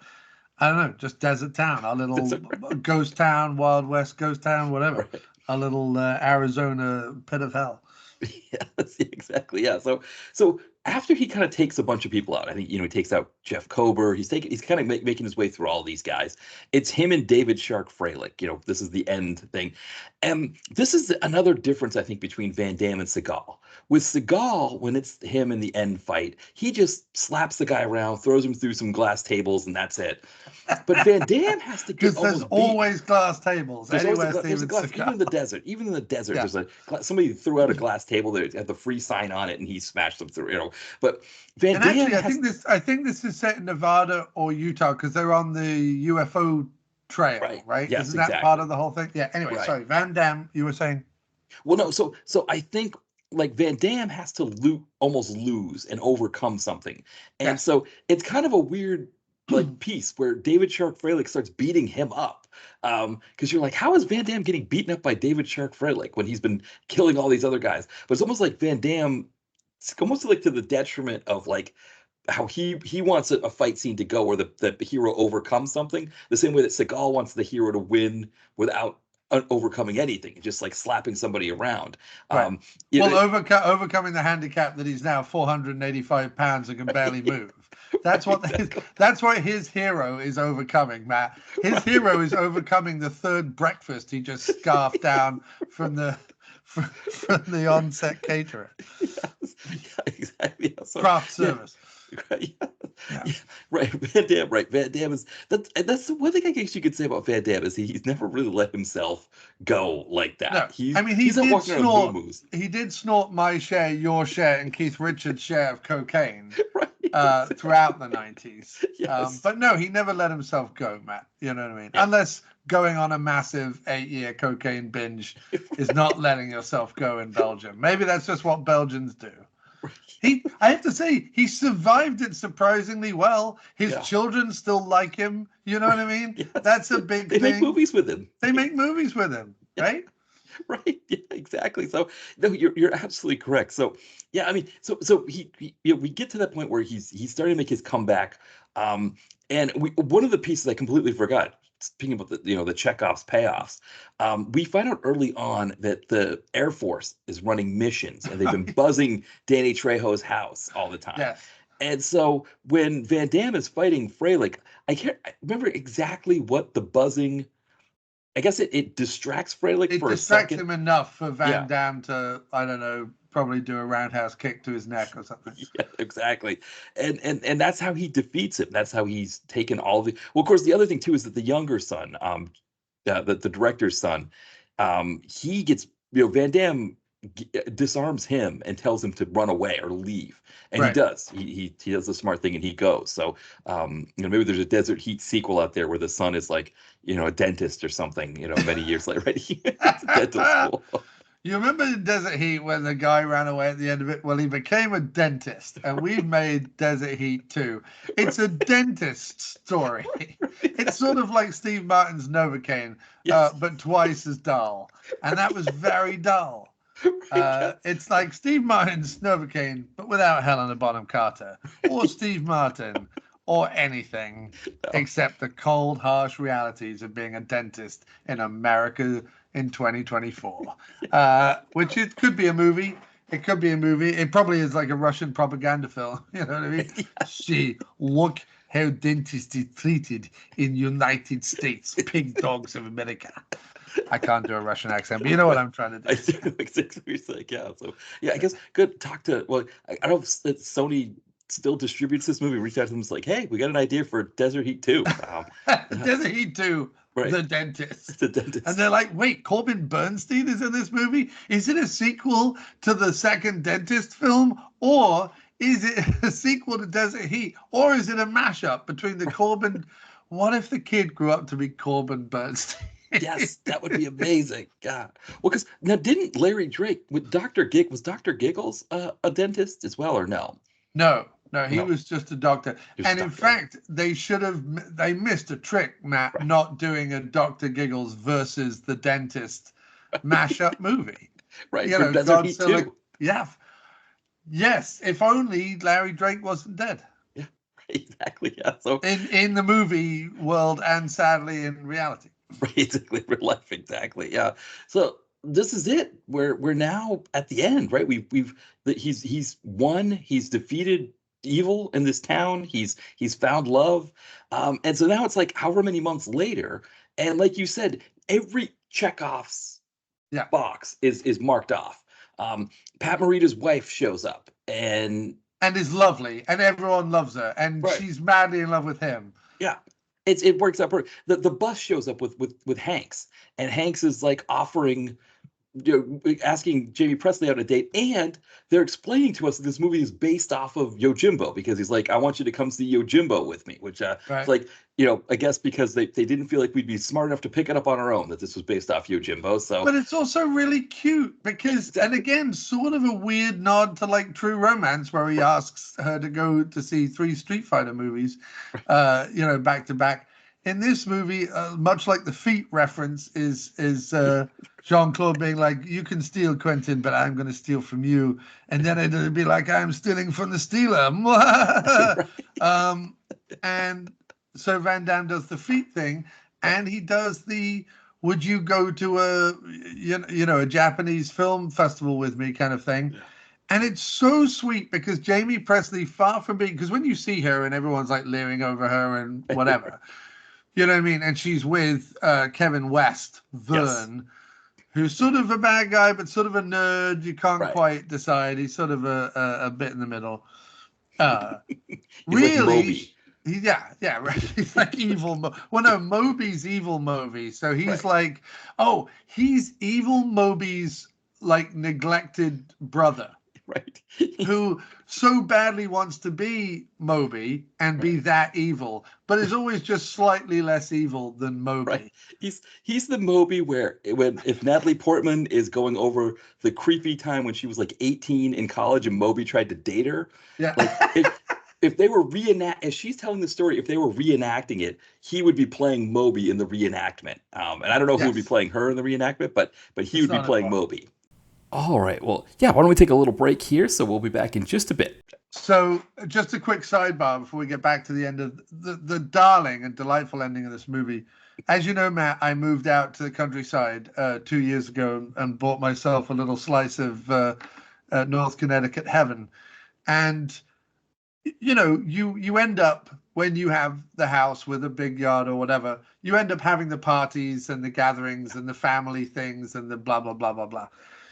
And so I don't know what it says to me that I've reached middle age and I open my fridge and see that left over from one of these parties. And I assume this is just what happens when you become middle aged, that you end up in your fridge with something called, if you like pizza colada. That's awesome. If you open your fridge and you find a can of, if you like pizza colada, with peaches and toasted coconut. If you find that in your fridge, then you are middle-aged and you live in the countryside and you recently hosted a party. Right. And inside you secretly hate everybody. Well, not even secretly.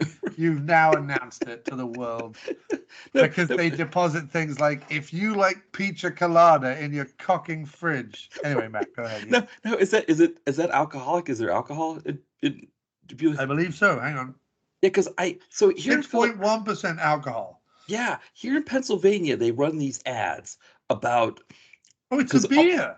right. It's a beer. It's an IPA Yeah, I with was gonna say peaches, coconut, and cashmere hops.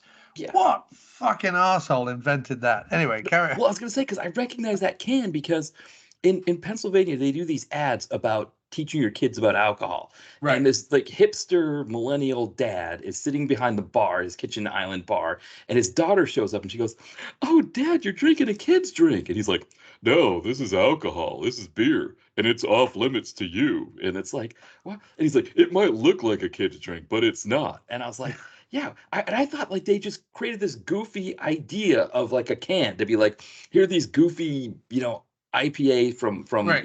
microbrews. They have these crazy cartoons and stuff. That's what they're doing. I thought they just invented it, but no, that's the can. The guy Yes. was drinking pina colada. And Matt, again, much like we've been talking throughout this episode about the duality of Jean-Claude Van Damme, where the ego meets the humorist, and nay, the twain shall meet. But I both love, like, because I'm an open-hearted, open-minded, empathetic guy. I both love that I live in a world where it is perfectly acceptable for a gentleman, woman, young, old, to be drinking if you like pina colada IPA. Right. I like that we live in a world where anyone identifying as anything can drink whatever they want. I think that's a beautiful world. No, I'm not about to man shame and say that you're not a man if you drink this. I don't buy into that. I don't buy into that. You know what I mean? I drink cider. It doesn't make me any less or more of a man than the person who drinks beer. It doesn't matter. It's just an alcoholic beverage. Yeah. Yeah. So I both love that it exists and that there's a market for it and that people are wonderful and beautiful and weird and strange. And I loathe the sheer fucking hipster bullshit of it. Right. Just the fucking posiest fucking, we threw some peach and some coconut in a fucking beer. Oh, did you? Oh, fucking wonderful. What do you want? A fucking little cloth cap and a pair of fucking tap shoes, you fucking asshole. Now, look, but that both lives within me. Both the accepting, empathetic, loving man lives within me, and the person who says, fuck off, you hipster twazzock, with your, if you like pina colada IPA. Yeah. There's this whole like thing that's like kind of slightly younger than us generation. I don't know if it's millennial, where the whole concept of yacht rock versus soft rock, right? That they call, and one of the things I do like yacht rock. I have to admit, I love it. I love it myself. Yeah. But I think like the Pina Colada song that is like just so bad, where it's like. But we were being born like in the late 70s, like 79, 80, like when we first became sentient and understanding the world, the Pina Colada song had been wiped off the planet because it had been played so much before that later when we discovered it, it's like, oh, this is a cute kind of funny song. And also because by the time you get to the third verse, you're like, wait, is this song advocating adultery? I'm confused. Right, exactly. But I think for people that are older than us, like they heard that song so much that I bet the mere sight of that can of if you like pina coladas, like just make, they probably just get like this rage, like probably this thing like if they saw like a Captain and Tennille variety hour on TV or something like, I want to kill, probably like the Incredible Hulk kind of thing. Like they just, you want to turn a Gen Xer into the Incredible Hulk, give them that can and see what happens. Yeah. No, it's entirely that. It both represents a future that we are understandably afraid of because we don't know how to navigate it without coming across like old bigots, because we know that our dads tried to navigate the world we presented to them and came off like old bigots. So we know that at a certain point, no matter how liberal and open-minded we are, we too are going to come off to the younger generation as not being able to talk about gender and race and all these other things, because they're going to be like, Dad, you don't understand. It's now called, wiffle bitties or something. You're like, what's called wiffle bitties? Well, people who identify as a man but are actually a woman, but also feel this way and that way, whatever it is, and it's all beautiful, but they're going to have words for it that we're going to be afraid of because we're like, wait, can we call someone a wiffle bitty, or is it something that they can only use themselves? And we're going to come off feeling like old bigots, even though all we want to do is understand, love, and empathize with everybody. I forget where I started, but it's both lovely, yes, that If You Like Pizza Colada exists, and hateful at the same time, because how dare you bombard this generation, the Gen X generation, who are already confusingly straddled between the overbearing masculinity of the 70s and early 80s to the ambiguous, more feely, more open-hearted, open-minded, more open communicating man of the late 90s, 2000s sort of era. And we are straddled both of those men, and we don't know where to put either of them, because I don't think one side isn't progressive enough and the other one isn't right-wing enough. And we're just sort of in the middle going, I wish everyone would leave us alone and stop leaving If You Like Pizza Coladas in my cocking fridge.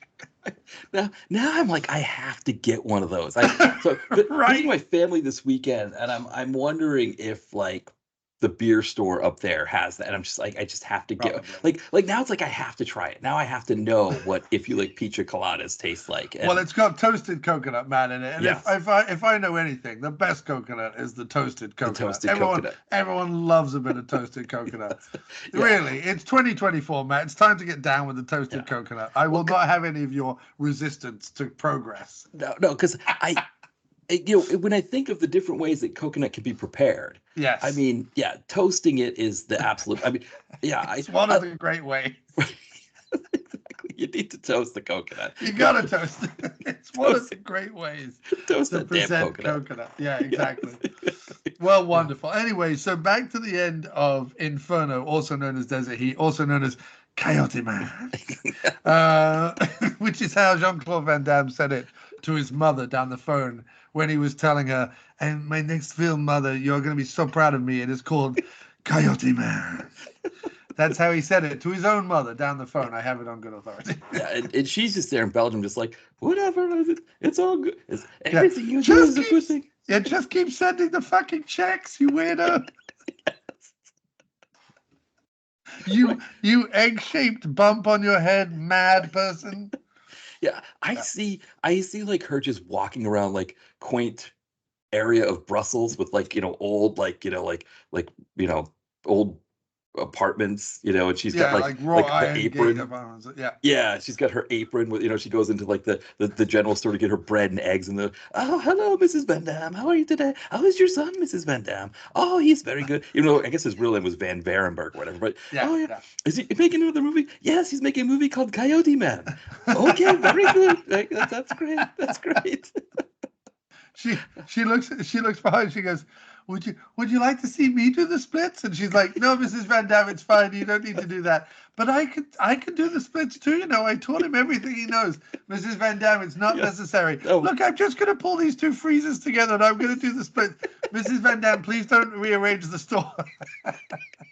It just gets really weird because she just keeps insisting she's going to do the splits. Right. Yeah. You know what I mean? Finally, right. Yeah. Finally. And then you get like this like American like middle-aged couple that's walking around. They walk into the store with their jorts and their fanny packs, and and they see her doing the splits, and they're just like, oh God, this is Europe, right? This is the Europe that they told us about. They warned us about. The world of Van Damme, right? The beautiful Belgium. Come visit the beautiful Belgium of Van Damme. It's like when Jim Belushi did that Albanian tourist video. He did like a video. He went to Albania and did a tourist video. Can you imagine being like, hi, I'm Jim Belushi, famous Chicago comedian and pot grower Jim Belushi. Why don't you come to the wonderful town, the wonderful country of Albania, where there are many, many factories Right, right. And world's most dangerous places gives it a 3 on danger. Right? You may or may not have your satellite phone stolen by, Yeah, right. Yeah. Right. This may or may not be where they set hostel. Right, exactly. Right. Yeah, your cab driver may or may not drive you to a Yeah, your undisclosed location. location where you could. Yes, yeah. Yes, Hey, it's Belushi. yeah, it's Belushi, and our flag is a rather menacing-looking large black bird against a blood-red sky that looks like any minute it's going to swoop down and steal your firstborn child. And you will not be able to pry it from the jaws of the Albanian death swallow or whatever this bird is called. The Albanian death crow. Yeah. Yeah. Oh boy, yeah, Albania. That's Come to Albania. We have many factories and centers of industry. Sorry, carry on, Matt. Yeah, go ahead. No, well, I guess at this stage, right, we've kind of, I guess we've paid everything off, right? Like, well, no, the bus driver. So there is some talk at the beginning of the movie that the town might lose its route. Because there might be a thing where Jamie Presley never gets to see the Hanks brother again. That's because he might be losing his route because not enough people are coming through this town anymore. Yeah. Well, now that basically 2 large families that live in this town, who far outnumber the old yokels who want them gone, by the way. Yes. And it's really remarkable that all these people with motorbikes and shotguns have not been able to just take out the town easily, you know what I mean? But okay, so all these guys are dead. How do they explain it? They explain it that aliens came and took them away. So, and the sheriff corroborates it because the sheriff is one of the old timers who like helps out at the end of the movie because everyone helps out. Chiavelli comes out and helps out, and the religious, even the woman, right? The woman, the crazy religious woman runs out with a snake and attacks the dude with a snake. It's fucking awesome. Yeah, he gets strangled by a snake. Yeah, python. She throws a python on him. Just there you go.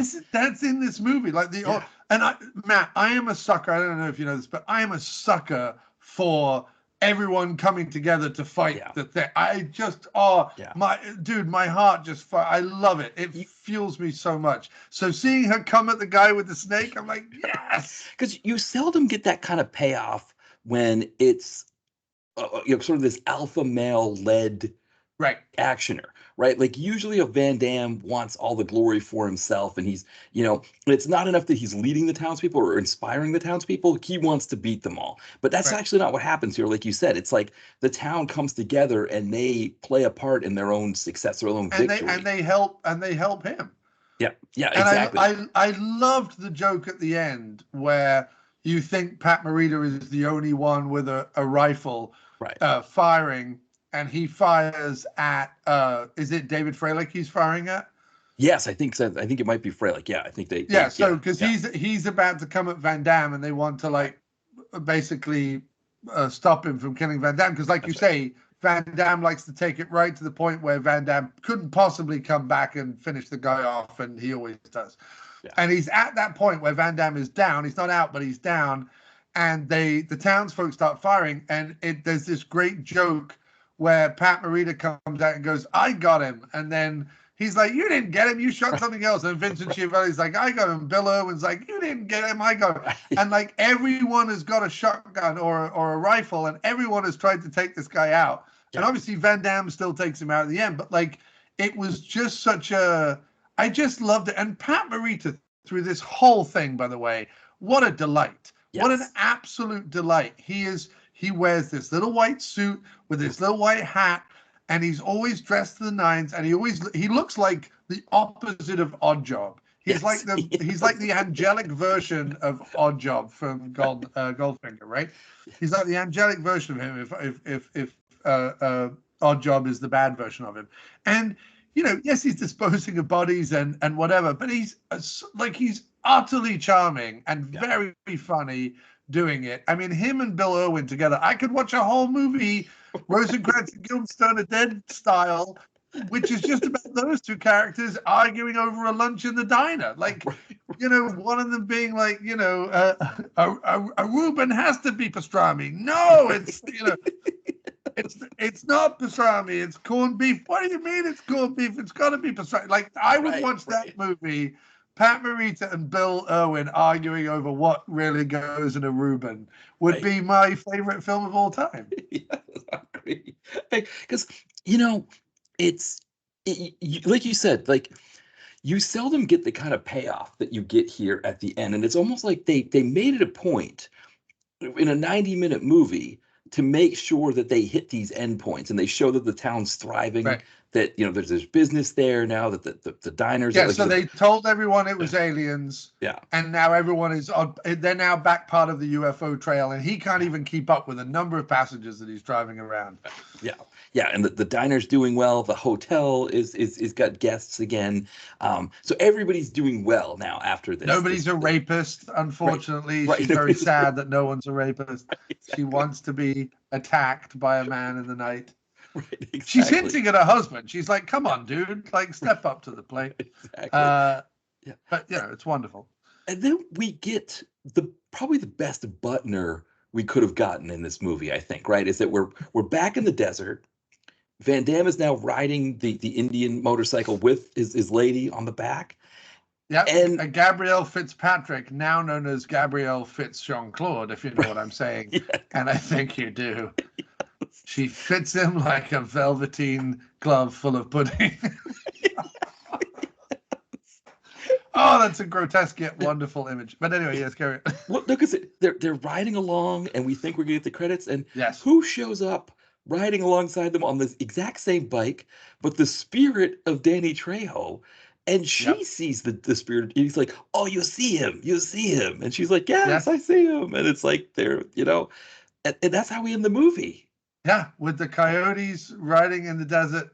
Yeah. And then he sees Danny Trejo and he's like, you see him finally. And what that means is, in order to see a ghostly spirit of Danny Trejo, one must have sex with Jean-Claude Van Damme. And maybe even go as far as to marry him. Maybe only the people who marry him are mystical enough to be able to see a ghostly Danny Trejo. But no, they leave that final little chef's kiss right at the end when you're like, they can't over-egg this pudding more than they already have. And then just the chef comes along with a little dabble of cinnamon and a mint leaf and a cherry or some shit. And people are like, oh, chef, mwah, that is beautiful. Yeah. That's the end of this movie. And dude, I had so much fun with this film, and not even in a derisive way, just in a way where I was watching it. I'm like, kind of like I watch the Fast and Furious films. I know that I'm laughing at them to some extent, but I'm laughing along with them more, like in the sense where I know what I'm watching is ridiculous. I know what I'm watching is overreaching. I get that. And I am self-aware enough to kind of be like, I don't take this all seriously. But, when Vin Diesel goes, I don't have friends, I have family, and then they all fucking drive into view, and the bad guy gulps and turns around and runs as they all come in with his car, whatever. There's a little bit where I'm like, yeah, fuck yeah, you got a family, Diesel, you know what I mean? Like, you kind of get excited about it. So, and I'm taking it seriously while also in my other head being able to be like, this is fucking nonsense. What the fuck are they doing flying a car through space? What absolute garbage. But on the other half of me, I'm like, fucking yeah, go ahead. Tyrese and Ludacris, fly that fucking car in space, you mad bastards. There's duality. We're talking about duality this whole show. And which is good because Jean-Claude Van Damme likes to play two parts in almost everything he's in. So there's a lot of duality here scattered throughout Van Damme's filmography, or filmography as he likes to pronounce it. But I have to say, Matt, this movie, I get that behind the scenes it was probably a fucking nightmare.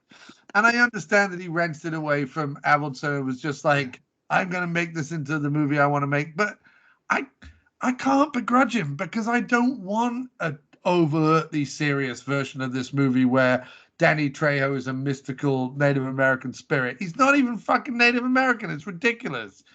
But I want this version of the movie because as much as I can laugh at it, I will laugh with it and experience it emotionally and cathartically as I'm meant to an action movie just as much or more. You know what I mean? And dude, I have to say this shot to the top three for me. I will put this in. This will be the Van Damme I watch every year because it's a joy.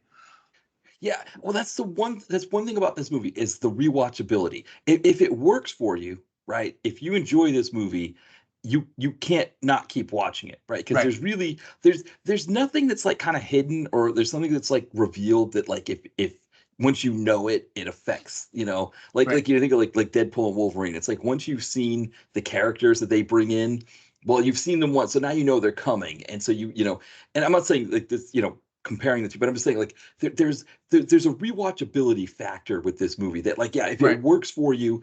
And I for me, you know amongst his like direct to video stuff, I think this is definitely one of the more fun ones because he doesn't do a lot of fun ones. He does things like The Bouncer or JCVD or whatever that aren't as much fun. Kill 'Em All. I mean, I guess one of the best is I can't remember think of the name of it.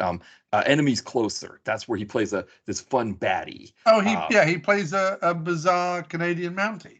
right, exactly. So Because so I've also noticed that I'm from Quebec seems to right, be the argument throughout every Jean-Claude Van Damme film, right, except Double Impact, where he's from both Asia and California, respectively. right. Yet they contrive a way to explain why both of them would have Yeah. exactly the same cumbersome Belgian accent. Yes. Well, one of them was raised by French nuns, and the other one like had a French teacher that he liked or Right. something. You know what I mean? Like it's nonsense. But you Well, have to respect the screenwriters for trying.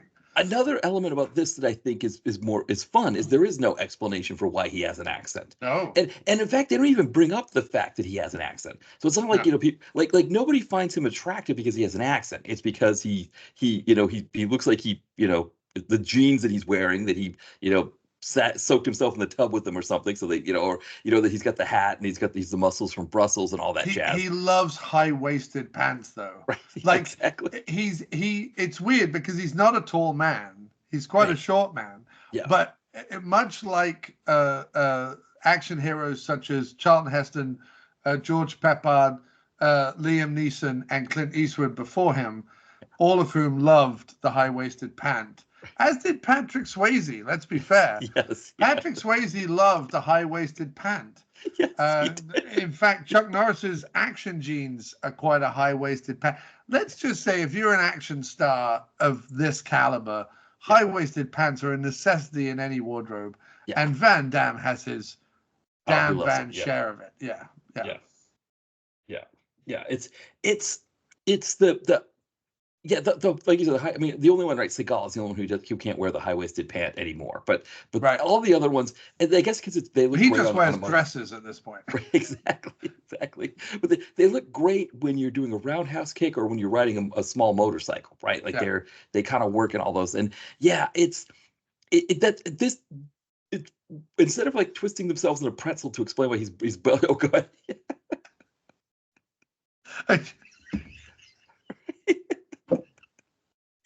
I just had. I have the perfect explanation of what Steven Seagal now looks like. Okay. All right.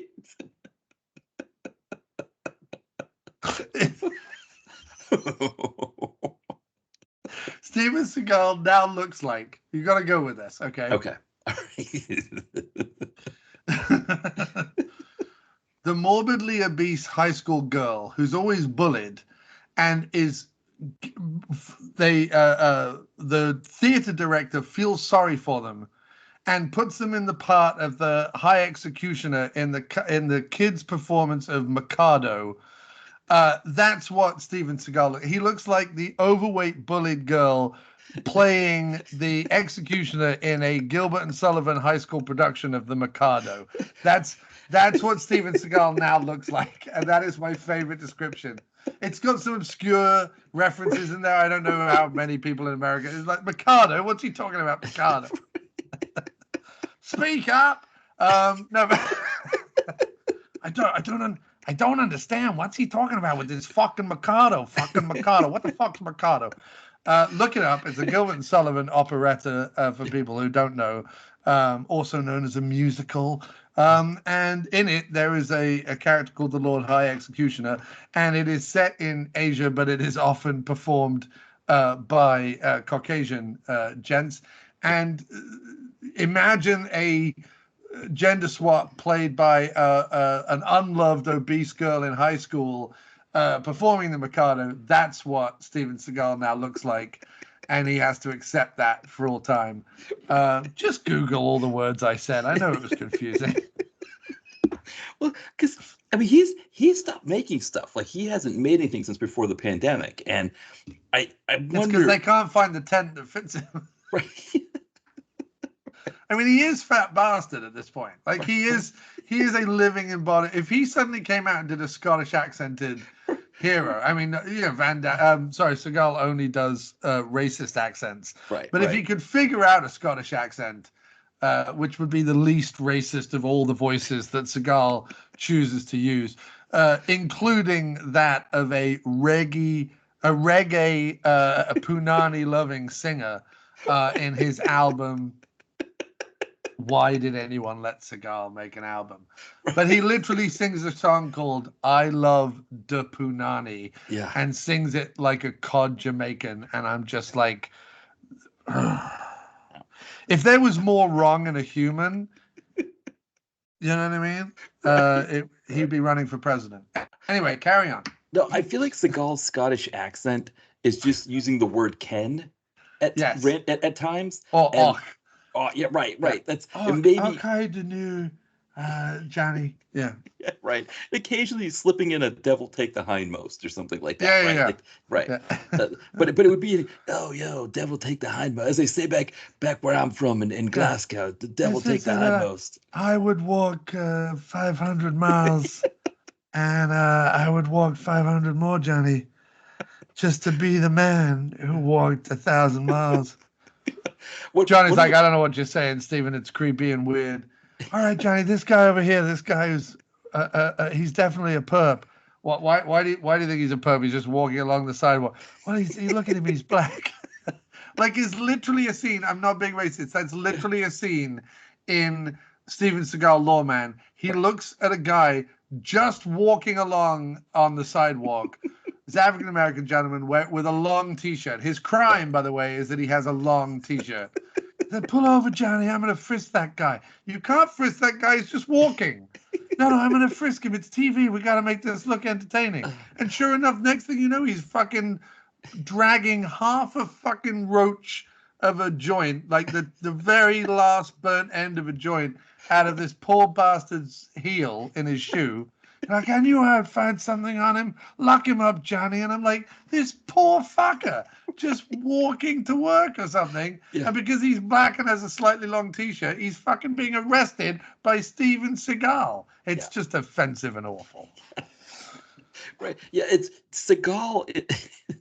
He's just like another level. I mean, he's just a fucking another level. Yeah. Yeah. I think he's got drugs on him, Johnny. What makes you think that? Well, he's got a long T-shirt and he's black. You can't say that on TV. I can. I'm Steven Seagal. Here we go. Pull the car over, Johnny. I'm going to frisk this motherfucker. What is going on? Like, Johnny's going like, what did I agree to be in? And they all treat him with such reverence. Right. Like, they interview Johnny and he's like, oh, Seagal's a fucking, he's a great addition to the force. We love having him here. It's not a bother at all. You're like, it's not a bother. There's 700 cameras and this big fat fucking loon who's arresting everybody because he was walking after nightfall in a suburban area who happened to be black. Like, that's Seagal just, it's wrongness. To the power, it's sautéed in wrong sauce or whatever. Sautéed in wrong sauce, exactly. Yeah. No, the funny thing was, because he's Mr. Stolen Valor, right? He's like, he had a friend who was in the CIA. Suddenly, he did all these things in the CIA that the friend did. Yeah. Like, that's And once he had like this police training thing, suddenly he was like doing things. Like, he was going to high schools and like showing principals what to do if you have an active shooter. Yeah. And it's like, wait, what? Yeah, Seagal is going to high schools and showing principals what to do if they have an active shooter. Yes. Like, That's exactly what he's doing. Yeah, and he was like, you got to make sure that those kids are safe. And it's like, and he's got like the skull cap and like the goggles and like the gun and it's like, but because I was Seagal lawman, I can teach these people how to do this stuff. And it's like, right. No, you can't.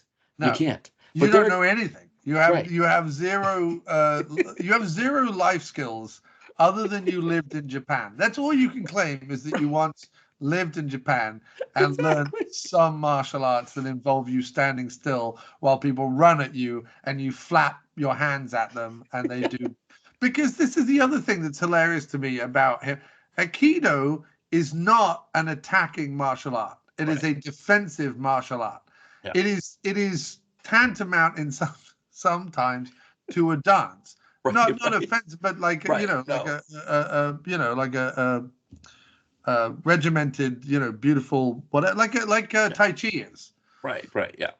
But it's like Tai Chi, but if you come at me while I'm doing Tai Chi, I'll break your arm. Like that's true, but it's only if you come at me. Right. Yet, so in all Seagal movies, they plant him in the middle like a Russian doll. Right.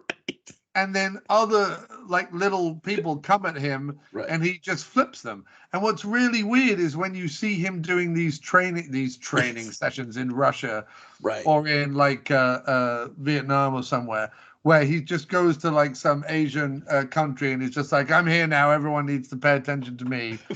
And then he takes these poor bastards. He's like, you just run at me and I'm going to break your fingers and throw you into a mat. And the guy's like, what? And, Putin's like, do it for Mother Russia. Come on, run at him. And he breaks his fingers. And this guy like runs at him and he just fucking flips him over. The guy doesn't even, any of these guys could take him out with one fucking karate chop. They could. Yet they're fucking bullied into it by their elders to put up with Seagal's lunacy of standing in the middle of a mat, perfectly still, apparently flipping people over. And these people are gymnasts. They should be given gold medals, and he should be buried at sea. Yeah. It is a bit. I mean, you're right. Like, and the thing is, he has no compunction about like breaking limbs too. Like if he's doing these things, it's like and it's. I mean, one of his movies that we were watching, I think it was Shadow Man.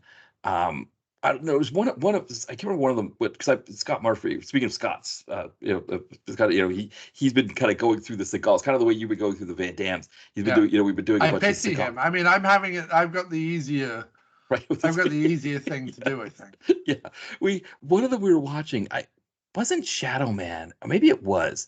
He was like training these guys in in Tai Chi or martial arts or whatever, and he like has one of them like hold a watermelon and he breaks the watermelon, and then the other guy's like, show me how to do like whatever, and he goes, I'll show you, and he smashes the guy like through the wall. It's like, these people are paying for your lessons and you're killing them, you're murdering them, and it's like, but this is supposed to make us want to watch you in the movie, Oh, it was Attack Force. It was Attack Force, I think.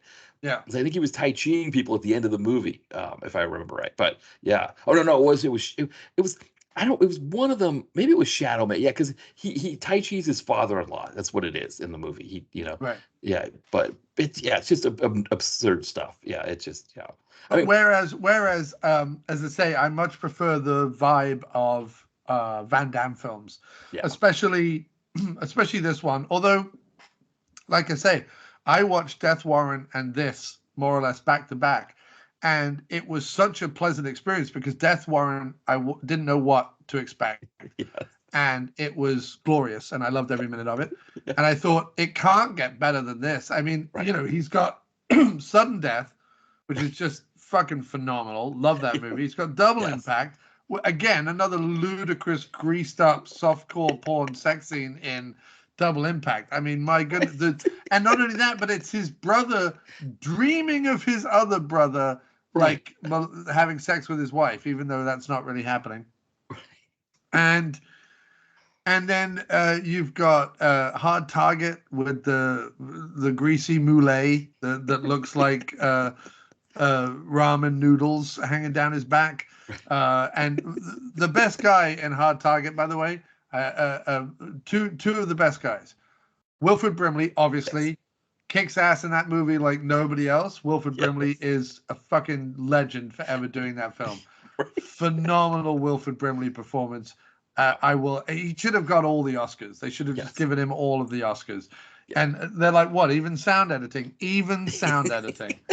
That's how fucking cool Wilford He should have gotten the ones that they give out the day before. I mean, no, he should have got all of them. Just all exactly. of them. Best Picture, the day before, Wilford day Brimley of, in Hard Target. Yeah.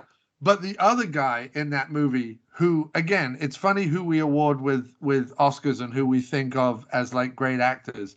But the guy who plays the greasy pervert who's handing out the pink posters, like the fat sweaty guy with the like 1920s tie and the, he looks like a cop from a film noir or whatever. He's always like mopping his brow and he's got like old school.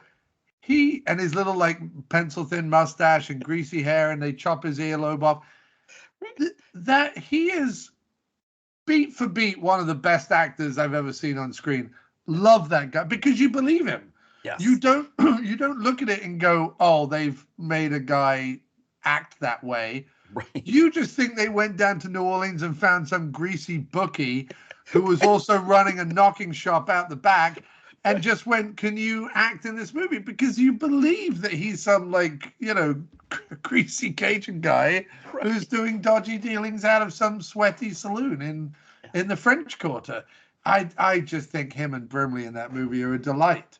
Yeah. But, I was watching these movies and I have to say when Desert Heat finished, I was like, I'm so glad I've said this before and I'll say it every time. There's never been a time where I've gone down a rabbit hole with someone's career that it hasn't paid dividends and made me feel like Pleasance and Hauser and all the people that I like, Pam Grier and whatever, all that I kind of go down a rabbit hole and like, I must watch all of their stuff. It always, always, always is a beautiful experience. And Desert Heat, Inferno, Coyote Man, whatever you want to call this film. And I strongly suggest you call it Coyote Man. Whatever you call this movie, it is a genuine delight and surprise, and I loved every minute of it until the whole like Chevalier and Brownface. I'm not going to say I loved it. I'm not going to say I loved that. It was unfortunate. Let's just say that every gold crown has a fleck of pigeon crap. You know what I mean? That's what we'll say. Yeah, no, I agree with you completely. And when you mentioned that you had seen, because we were talking about like what movie to discuss, for this episode, and when you mentioned that you'd seen this and you enjoyed it, I was like, okay, this is because it's been so long since I had revisited it. I think I reviewed it on the site in like the late 2000s, so it had been a long time since I had seen it. So I think it was good to rewatch. I mean, I remember the bonkersness of it and enjoying that bonkersness, and I think. You're right that this is one that people should revisit more often. I think a lot of people listening to this probably have seen this one before, but if you haven't seen it in a while, I mean, it's on Freevee right now, so or Prime, so you can check it out. When you're going through, like you said, when you're going through Van Damme's catalog. I'm sort of Van Damme is rolling over in his grave hearing me, refer to him as Seagal. But when you go through Van Damme's catalog, those 90s ones are a lot of fun. And this is an interesting like buttoner on the 90s for Van Damme. It's a buttoner that, I don't think he would have wanted necessarily. I think he wanted this, he would want a movie that's in the theater to be his buttoner. But and of course, but he came in with Cannon, and he invariably, the last great movie he did was a PM Entertainment film. Well, no, he did JCVD after this, but the last great Van Damme in his prime action film that he did was this one. So he came in with Cannon and Cyborg and left with PM Entertainment. And I have to say, if that was my run of films, I would in no way be disappointed at all. No, I think that I always. Like, it's funny. I was going through the other night to take a picture for social media, pulling out every Van Damme that I owned. Oh, yes, and I saw that. And it was only as I sort of put a bunch of things together where I'm like, I own almost all his main first 20 years of his filmmaking career. And the only ones I didn't own were Replicant, Kickboxer, I just got them delivered today. So I didn't own Universal Soldier, Regeneration, and Day of Reckoning. I got the double disc. Oh, I with didn't know they that. had a double of that. That's nice. Well, yeah, because I mean, there's $6. I didn't want to pay like $30 of Blu-ray or whatever they were trying to charge on Amazon. Yes. And then I got Replicant on Blu-ray today, so that whatever. And then I have Kickboxer and Knockoff coming tomorrow. And Nice. once I get those, I have every I own in physical copy every. I even own Breakin' and Missing in Action. So technically, I own pretty much everything he did from 1984 now through to Time Cop, because I don't own Street Fighter. But then I own Sudden Death, The Quest, Maximum Risk, Double Team, Knockoff, Legionnaire, all the Universal Soldiers, Inferno, Replicant, The Order, right up to like basically 2006. I don't own Exam Until Death. I have the Shepherd and JCVD. I have the Universal Soldiers. I have Assassination. I have pretty much, like, honestly, apart from like some of the weird shit he did, like Corporal versus Napoleon and Dragon Eyes or whatever, I have pretty much every Van Damme you would want to own at this point now. And so I consider myself a principal at the school of Jean-Claude Van Damme. Yeah, Exam I don't think is when you have to worry too much. I think it was like a Turkish movie that he's like in like for like a small part. It's like it's like a Turkish movie about like these high school kids that are cheating on a test. And I think he plays himself, or it says he plays Charles, but it's like a very small. Like I've never seen it. I don't know what it, but it's like I don't think it's a one you have to So yeah, I think for me, what Van Damme's I own, like I don't own this one that we're talking about, Desert Heat. I think it's like all the older ones that I own. It's like the ones from the 90s and things like that. But this is definitely one that, I mean, looking at all the ones that you have, you're putting together a film fest, of Van Damme movies. I think this is a good Saturday night, like and I don't think people would expect it on a Saturday night. They would expect it like they wouldn't expect this at all. They would expect, your classics, Right. And you slip this one in there, and I think it's a crowd pleaser.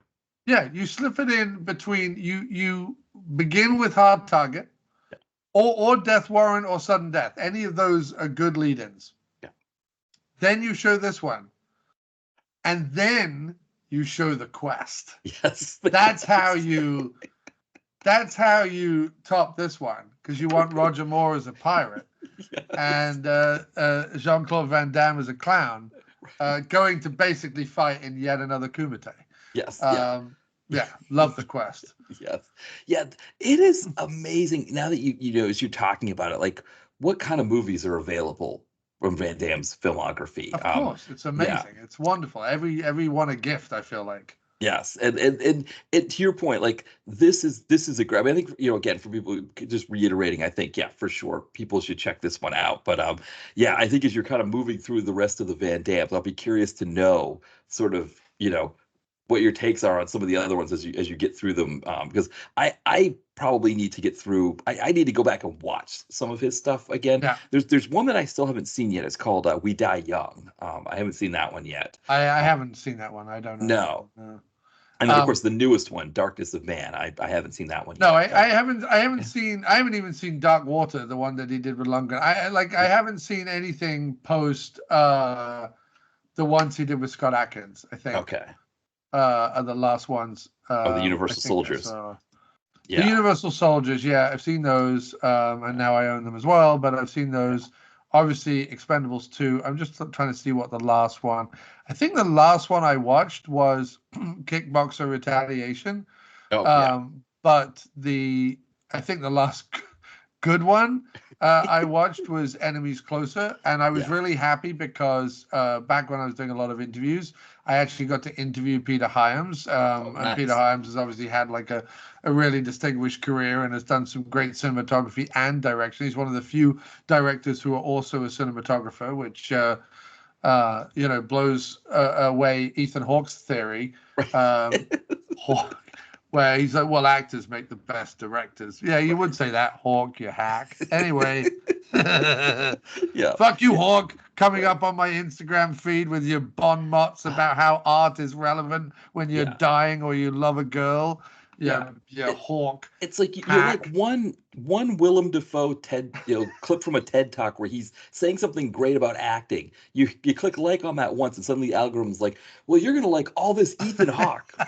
Here you go, Ethan Hawke at this thing. Look, he's got his long hair and his legs crossed, and he's sitting there I'm just so telling glad you all you know the Ethan Hawke reference. I'm so glad that you're Oh. aware of the Ethan Hawke Instagram conundrum that I find myself in. I feel like probably a lot of people listening have been in this situation because what happens is it's either like Willem Dafoe or it's another like big name actor that shows up on your feed, and you watch the clip of their talk about acting, and you're like, wow, this is really great, the way they're talking about this. And there's one that I can't remember who did like a fantastic, like the way they described it was just so fantastic, and I was like, oh, I really like this idea about the way they're talking about art and acting.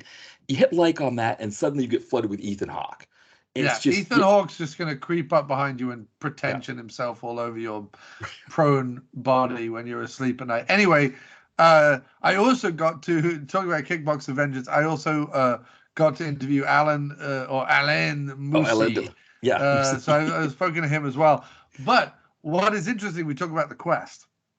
Right, and I'm going to do an excellent segue here into a recommendation for you that I mentioned earlier in our messages before we sign off tonight. So in the quest, our friend and yours, James Remar, plays Maxie Devine, a pugilist of some note, let's just say, with a phenomenal mustache. Yes, yeah.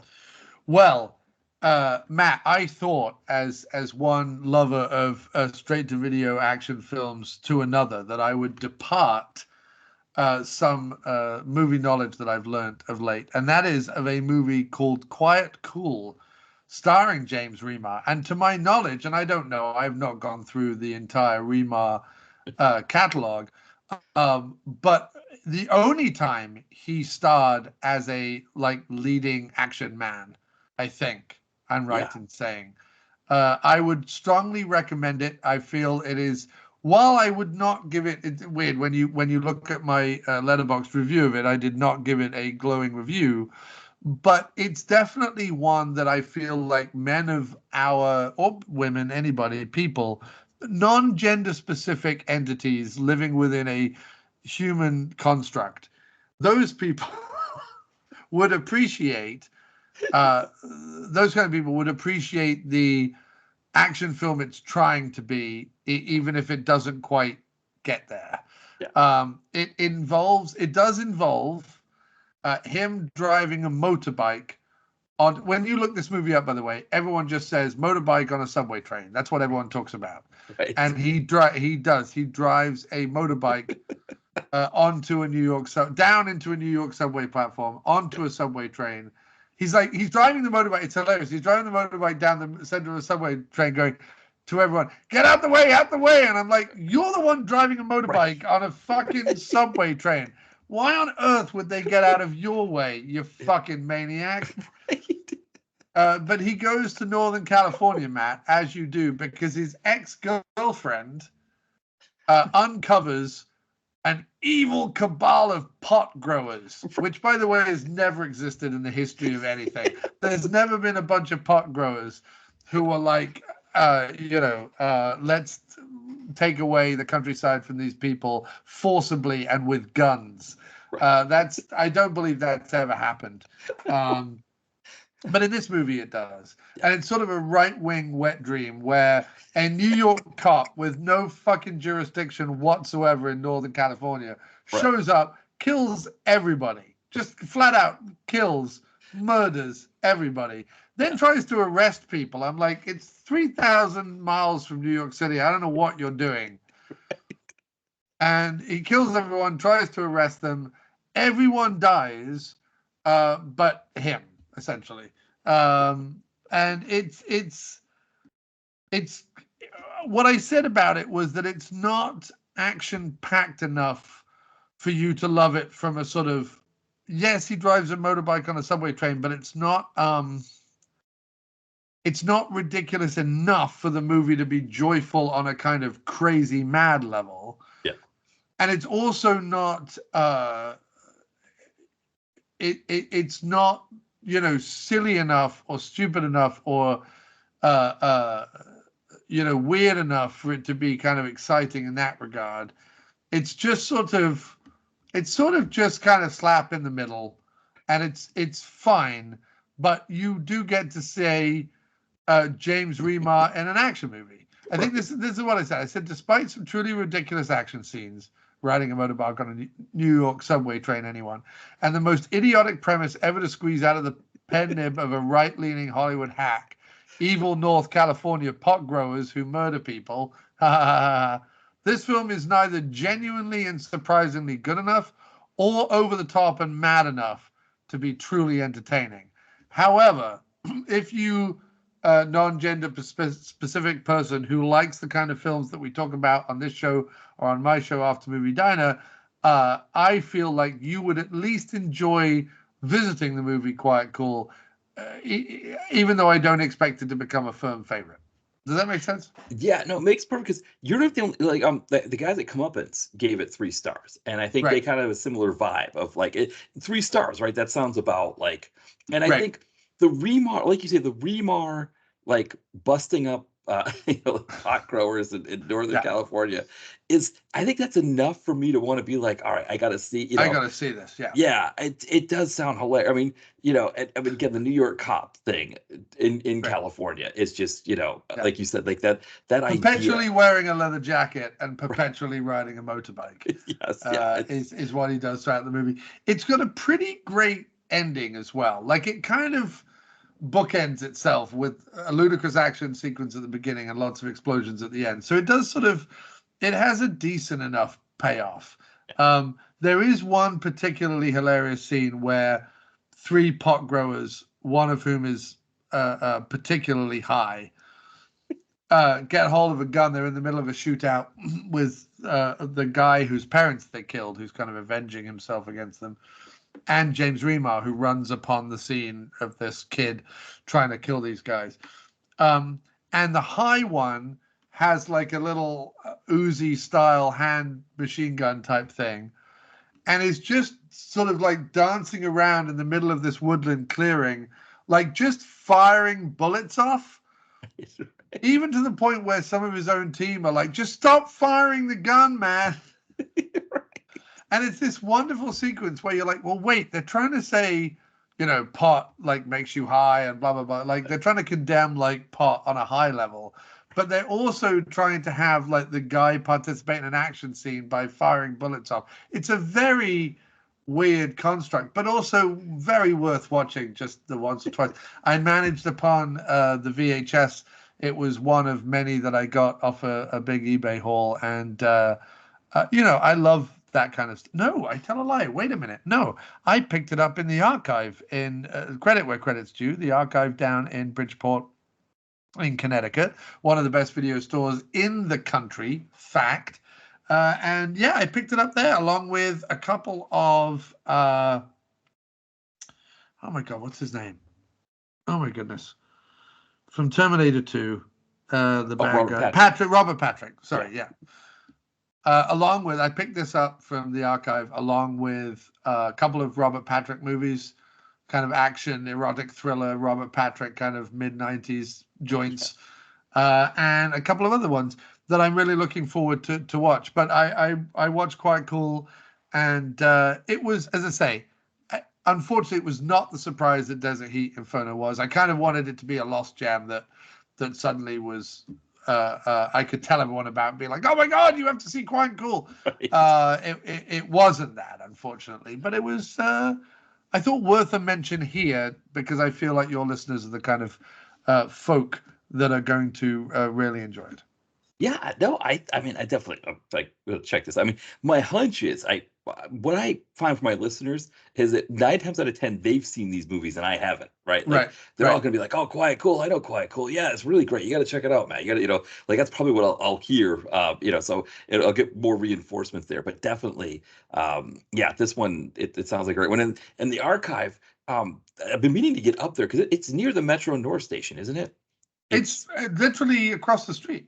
Yeah. So I've got to get up there, put the word out that I'm going. So everybody can, we can meet there and hang, and all this stuff. But yeah, Ty and oh my goodness, names. Oh, Brett. Brett Yeah. and Ty, they go there all the time. In fact, we've met there. It's the only time I've ever met. Well, no, it's the only time I ever met Brett and Put. No, I met Brett and Ty at a gig that Mo played many years ago. Ignore me, I'd met them both before, but I've met them also at the archive. But no, I love the archive. The archive is the one place where they get PM Entertainment movies on VHS through the door. And as you know, I'm collecting PM Entertainment VHS, and I have an enviable collection, I believe, Matt. I have an enviable collection of PM Entertainment, and it is all due to the glory that is the archive, which for people, the uninitiated, is where Vinegar Syndrome is also released. So they do all their archiving of their and upscaling and scanning of all their films in the building next to it, and then the archive is sort of the brick and mortar store that's sort of attached to the left of it. But in my time, they've expanded upstairs, they've expanded out the back. They have a room now that is purely books, T-shirts, jigsaw puzzles, things like that. They have a room that's purely vinyl and CDs and tape cassettes. And then they have, they used to have a VHS downstairs. They're currently renovating the basement. So I'm looking forward to see what they do with the basement. They've been working on that a few weeks. So I'm hoping that next time I go, that it will all be done. But I always find something I want there, and it's always decently priced. There are two movie stores that I am very lucky to have good relationships with and have been to multiple times. One is Orbit DVD in Asheville, North Carolina. Phenomenal. Follow them on Instagram. They do orders on their website. They'll ship stuff out. They're absolutely fantastic, and the owner's a great guy. Love Orbit DVD. I've shopped there multiple times, and the other one is the Archive in Bridgeport. Big shout out to those small businesses flying the flag for us physical media nerds and collectors. But yeah, this has been a joy, man. Yeah, I've enjoyed it as well. I think as we're wrapping up, actually, John, anything that you wanted to plug? I know at the very beginning we mentioned about your after movie diner, but yeah, anything as we're finishing up. Yes, so obviously follow After Movie Diner on all of the platforms that it appears. If you type in After Movie Diner, that's pretty much me wherever you find it. So I think I have Facebook, Instagram. I have a TikTok, but I've not done anything with it yet, and I probably won't, so it's irrelevant. I Patreon, I have Spotify, I have Apple Podcasts, whatever it's called now. I have all of the things. So find me in all of the places. But also, if you're interested in music, please check out my band Miscellaneous Plumbing Fixtures, again on Spotify, iTunes, wherever you find your music. But you can purchase albums. If you like what you hear on Spotify and you want to support the band, you can purchase albums on Bandcamp. And the second scoop of the evening, Matt, the second scoop of the evening, you've got a scoop at the beginning about the future of the After Movie Diner. You're getting a scoop at the end. I will say that whatever happens when Bandcamp Fridays come back in September, there will be a release from me. I can't promise it's a full album. It might just be a 4-song EP, but there will be a release from me on Bandcamp on the first Friday in September, which is 3 weeks away or whatever. So yeah, so when this episode comes out, it will actually be not the Friday, but the Friday after. So 2 Fridays from when this episode, when people are, if they're listening to this when it comes out. So next week then, probably. Yeah, exactly. When people are listening. Next Friday, yeah. Yeah, go over to Bandcamp. And look, even if you don't support Miscellaneous Plumbing Fixtures, there are lots of indie bands on there. Whatever genre you like, put it in the search engine, find some bands you like, and support them, because on Bandcamp Friday, this incredible company that allows us to post full albums online for people to purchase, and only takes at its best like a 5% cut of each album. They leave most of it to the artist. On Bandcamp Fridays gives a full 100% money to the artist. They've been doing this since 2020, and even though the pandemic is over to most extents, they are continuing to do this because it has been so successful for their business. That is why you have to bet on the artist. You have to bet on the small business. You have to support things. So even if you don't buy my music, find some music you like on Bandcamp and support not only the music but the Bandcamp platform, because I tell you what, there are not many places left where we can do things like that and make the kind of money that we can on there. Corporations have come for our podcasts. There's very few holdouts now. People like Matt and myself or whatever who are still doing indie shows, and definitely I think better to listen to indie shows than, I love Conan O'Brien, but I'm like, really? You're going to do, Mark Maron already did that. Like, do we really need every fucking comedian on the planet to have a fucking podcast? Like, literally if there's a comedian and you don't have a podcast, I guess they gang up on you or they force you to be a podcast guest. You know what I mean? Right, exactly. And again, I love all the comedians. I listen to all the interview shows, and I'm as guilty as downloading them as anyone else. But where I get true joy and where I get to learn about films like Quiet Cool and Inferno is from indie podcasts. And I wanted to end with this, Matt. Years ago, when I first started podcasting, I didn't know where it was going to lead me. It led me to someone like Mo, someone like yourself, someone like Doc, who all of whom have informed my my movie viewing taste by the stuff that you talked about. And although I thought I was knowledgeable when I came to podcasting about movies, each one of you have given me an entire new genre, area, level of movie to look at, whether it's No Budget Nightmares, whether it's weird sex romp comedies, or that Mo have given me on both levels, whether it's straight to video action stuff or comedies and things, whether it's the action films that Doc introduced me to. Whatever it's been, my world has been expanded by indie podcasts way more than it's been expanded by corporate podcasts. So do yourself a favor, take a chance on a podcast, take a chance on some musicians, and just do your best to support small business. Doesn't have to be mine, doesn't have to be Matt's, but think small occasionally, because it really, really, really does help. When you help a small business, they then go out and invariably help 10 other small businesses, or families in their community or whatever it is. So just keep doing it. And I love you all, and thanks for listening. Yes, thank you as well, everyone. And I echo that sentiment as well, that supporting small, it can be a variety of ways, whether it's monetarily, it's tweeting and retweeting or sharing or those kinds of things. But I mean, even just for myself here in Philadelphia, I stopped going to Starbucks and just started going to indie coffee shops. It costs the same amount of money. I don't have to reload a card. I don't have to do anything like that. Right. The coffee's better. Every place is unique. I go to different ones and they get, a new experience. And I stopped drinking Guinness and Budweiser and big ales like that, and started drinking, if you like, Pizza Colada by the Naipa Sloop Brewing Company. That's what I've started drinking, because I drink small. That is what I do. You got to drink small, yeah. I shop small, I drink small, and Pizza Coladas are my bag, baby. Yes, exactly. Maybe that's the perfect thing to leave it on. So, yeah, thank you, John, for coming on. Thank you, everybody, for listening. And we'll be back soon. Bye, everyone. Bye.